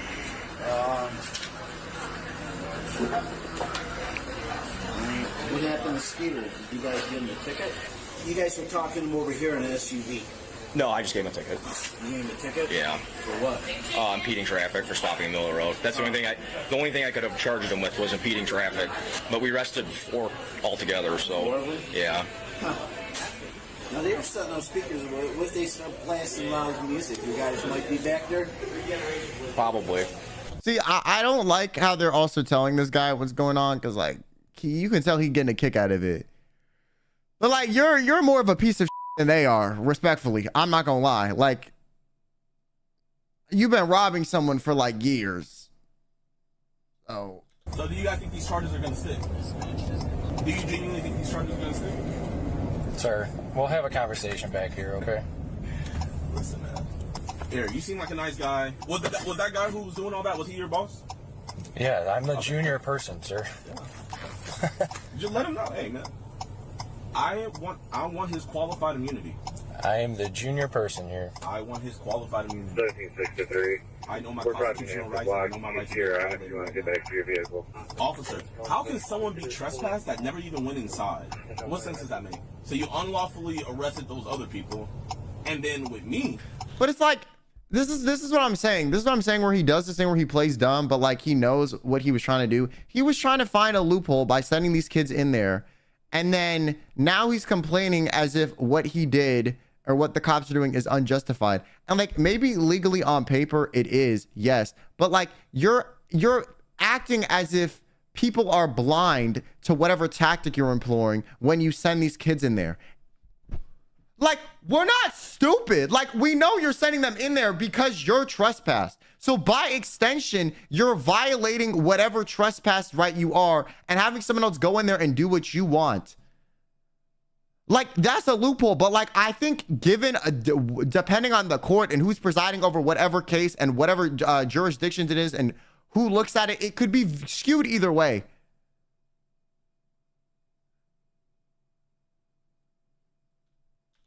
I'm on the sidewalk voicing my displeasure with this police department, and you guys, through retaliation, arrest me as well. Is there a body camera in here? Yes, sir, it's on. It's recording right now.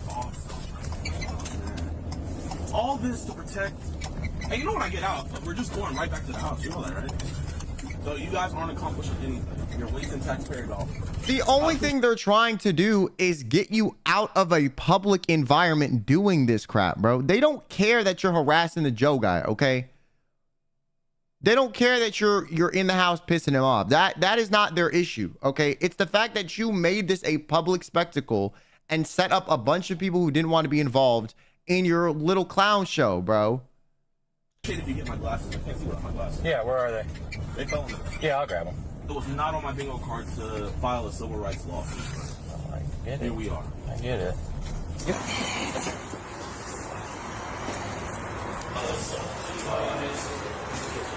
Yo, what's good, my man? Don't worry, I'll pay for your bond. It's not gonna sit. Yeah, you better. You guys can just come up to this counter. I'm gonna get us with the best civil rights attorney. Nope, right there's good for me. Just stay right there for 1 second. Ultimately, Gideon Adams was charged with misdemeanor, stalking, and breach of peace. The other 3 crew members were each charged with 1 count of breach of peace as well. A judge set Gideon's bond at $10,000, which he posted to secure his release. The other 3 crew members also posted personal bonds. While Gideon was in jail, his and Skeeter's fans made hundreds of calls to the Woodhaven Police Department and Downriver Dispatch.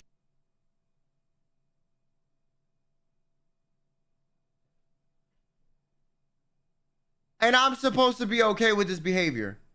So you flooded a emergency dispatch line because your favorite YouTuber got arrested. So basically, someone could have been dying, bleeding out on the side of the road, needing emergency assistance. Someone's grandmother could have been having a heart attack. Your friend could have been dying in the other room. Imagine that was your mom, anyone else, and they can't take the call because there's too many 911 calls going through dispatch, because there's not an unlimited amount of dispatch resources. If the 911 line is clogged, they will put you on hold. So anyone could have been dying in dire need of emergency assistance. And because you decided to make a public spectacle of this police department after you chose to be difficult in public and disobey their very, very kind and pretty like grounded request, they said, hey, can you just please leave? And you said no and meant we're as difficult as possible. Now your fans are clogging up emergency service dispatch lines.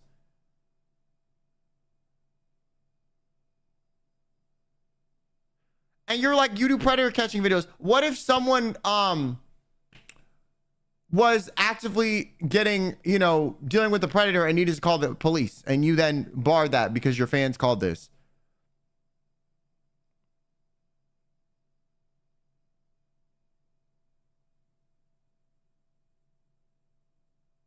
Like, what are we doing, bro? And like, yeah, there is the argument to be made, like Gideon isn't responsible for what his fans do in theory, but it's like, if you have this big of an audience, you know that this sort of thing would happen.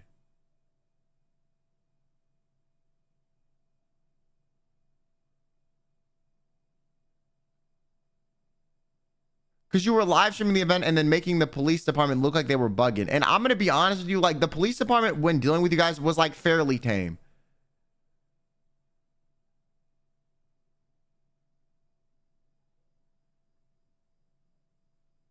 Some callers reported fictitious crimes, including a false homicide, while others flooded the Woodhaven Police Department's Facebook page with messages. And upon his release, Gideon launched a campaign called Free Gideon, claiming it would prove his innocence and what he believed was the bias officers had shown in favor of Joe. Skeeter, on the other hand, still wants Joe out of his grandmother's house. Gideon's pretrial hearing is scheduled for July 13, 2026, where his defense attorney will begin addressing the stalking and breach of peace charges. If convicted, he could face up to 93 days in jail for breaching the peace and up to 1 year in jail or a $1,000 fine for stalking. Whether you're on patrol, on the fact that stalking is that light is crazy, though. Like, I mean, like he wasn't doing it for a prolonged period of time, but. Yo, what's crazy is like people took stalking in this. They took the stalking in this more seriously than like someone who's been like chronically stalked for years, like the person that's like made threats on their life. Also a bit crazy.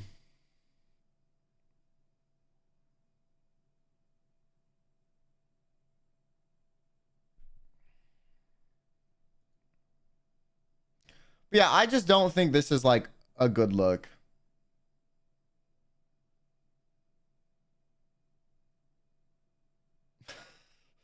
This comment's kind of funny. His uncle's exploiting his mother and grandmother, and then he's monetizing his uncle to make some money off of him. Must be a family business.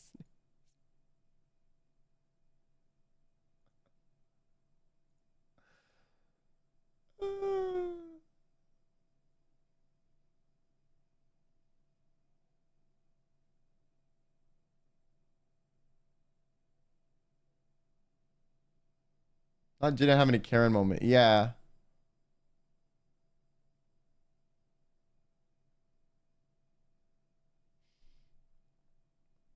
Jen needs to take a step back. That's kind of how I feel, bro.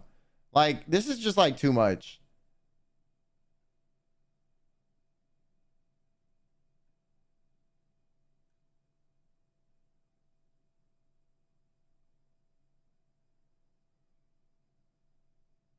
Just too much. Like, I feel like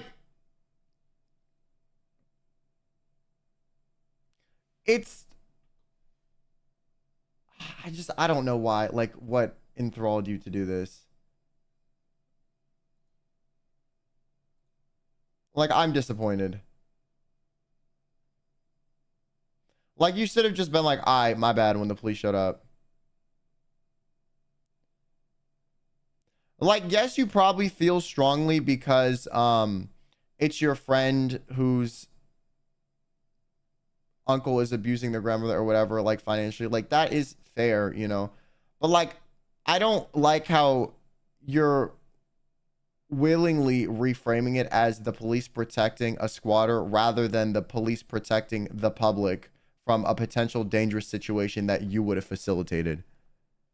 Because that's what they were doing. Because you cause a scene, Joe freaks out and harms anyone in your little posse. It's a situation. So that's what I'm not a fan of that at all.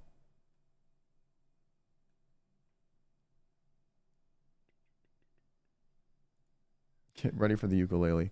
I mean, I don't think this is like an irredeemable offense. Like, I don't really think this is like, he can't be like, my bad, and like come back from this.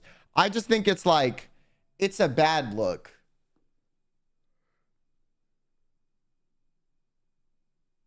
I think like you need to like really like look at what you just did. Also, you notice the kids were kind of imitating behavior. I mean, they all do that. That's the problem. Like, kids of any influencer do that. People that watch me that are probably like, you know, lacking in the brain department probably mimic my behavior thinking it's cool too. You know what I'm saying? Like, it just happens. I mean, that's the thing. And I feel like it doesn't matter how old you are. Like, this fandom mimicking shit can happen to like damn near anyone. Like, they could be a whole ass adult doing that dumb shit. So I think when you like put anyone on a pedestal, like, you are apt to engage in this behavior of like kind of mimicking your favorite celebrity or whoever.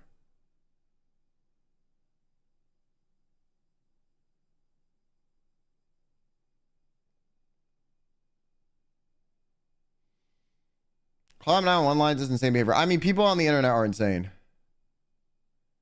Like, in general. I feel like people on the internet get very extreme. I mean, have you seen the K-pop fandom, bro? Or like Nicki Minaj fans? Someone was like, yeah, I think Nicki Minaj's baby look a little chubby. And then like their family's business was getting like fake reviews. Like, people take everything too far online. Because there's no one to like correct their behavior, or like they don't have to face the consequences in their real life. So they're going to behave in ways that are more malicious and self-serving.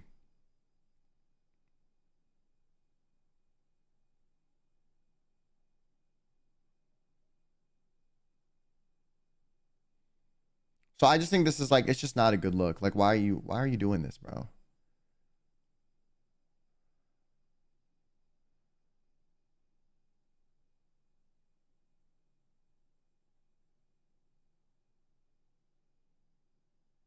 I just think it's a bad look. In me opinion. A little disappointing. I'm a little disappointed in you, Gideon. I don't know. I expected a little bit more. Okay. Also, you saying that I'm a multimillionaire and threatening the cops with like litigation, bro? Like, come on, man.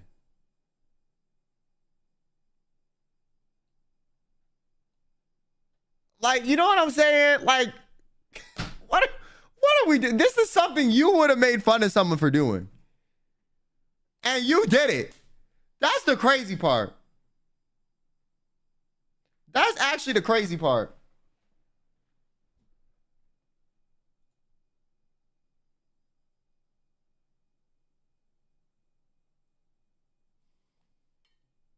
It's even a millionaire to begin with. Yes, absolutely. Amount of views, he gets like 1 million views per video, bro.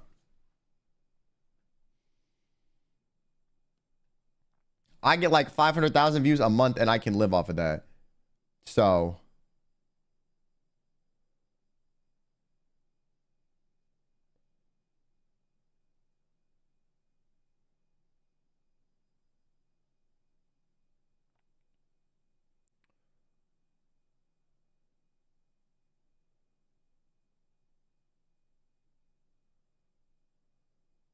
what am I doing at my job then? I mean, giving that many views a month ain't really easy either, but it's just like, I'll come back. I don't know. That was just like weird. Like,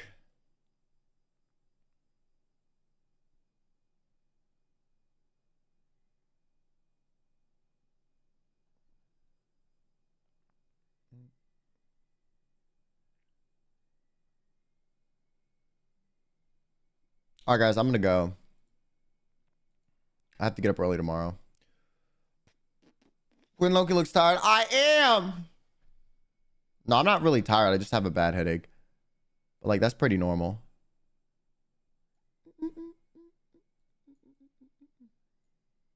I wish I like fixed my hair when I was reacting to the damn TikTok series, bro. My shit was looking crazy.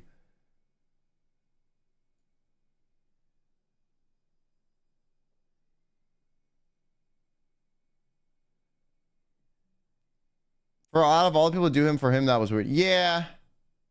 I mean, the whole like him doing the like, what's it? The thing where he would like play feign ignorance. Like I had noticed it for a while, but I feel like it's gotten,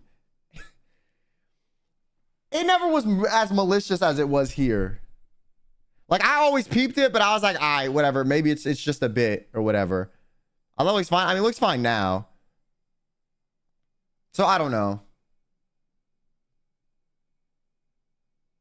Anyways, I thought it was like a character. Yeah, I did too. Well, I didn't think it was like a character. I just thought it was like a bit he implored when it was humorous. But he was aware that he was doing it. And he is aware that he's doing it, but like him actually imploring it in like a serious situation is disappointing. Anyways, thank you for coming into the YouTube stream too. I might start streaming on YouTube more. I think I'm gonna do like when I do when I do the live content that I end up turning into extra channel videos, I think I'm just gonna stream on my extras channel.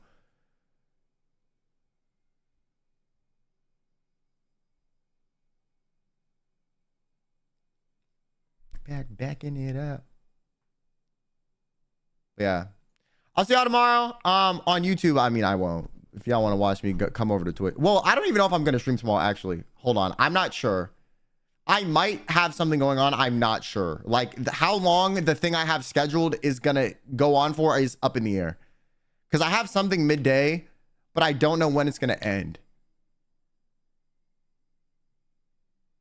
So I might not stream tomorrow. If I do, we're going to China Max.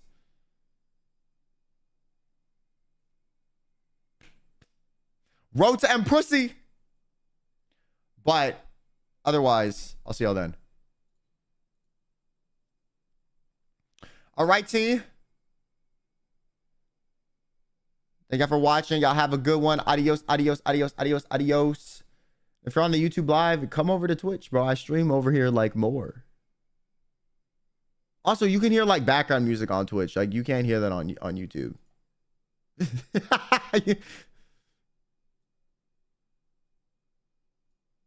I figured out a way to do it where I can have music on Twitch.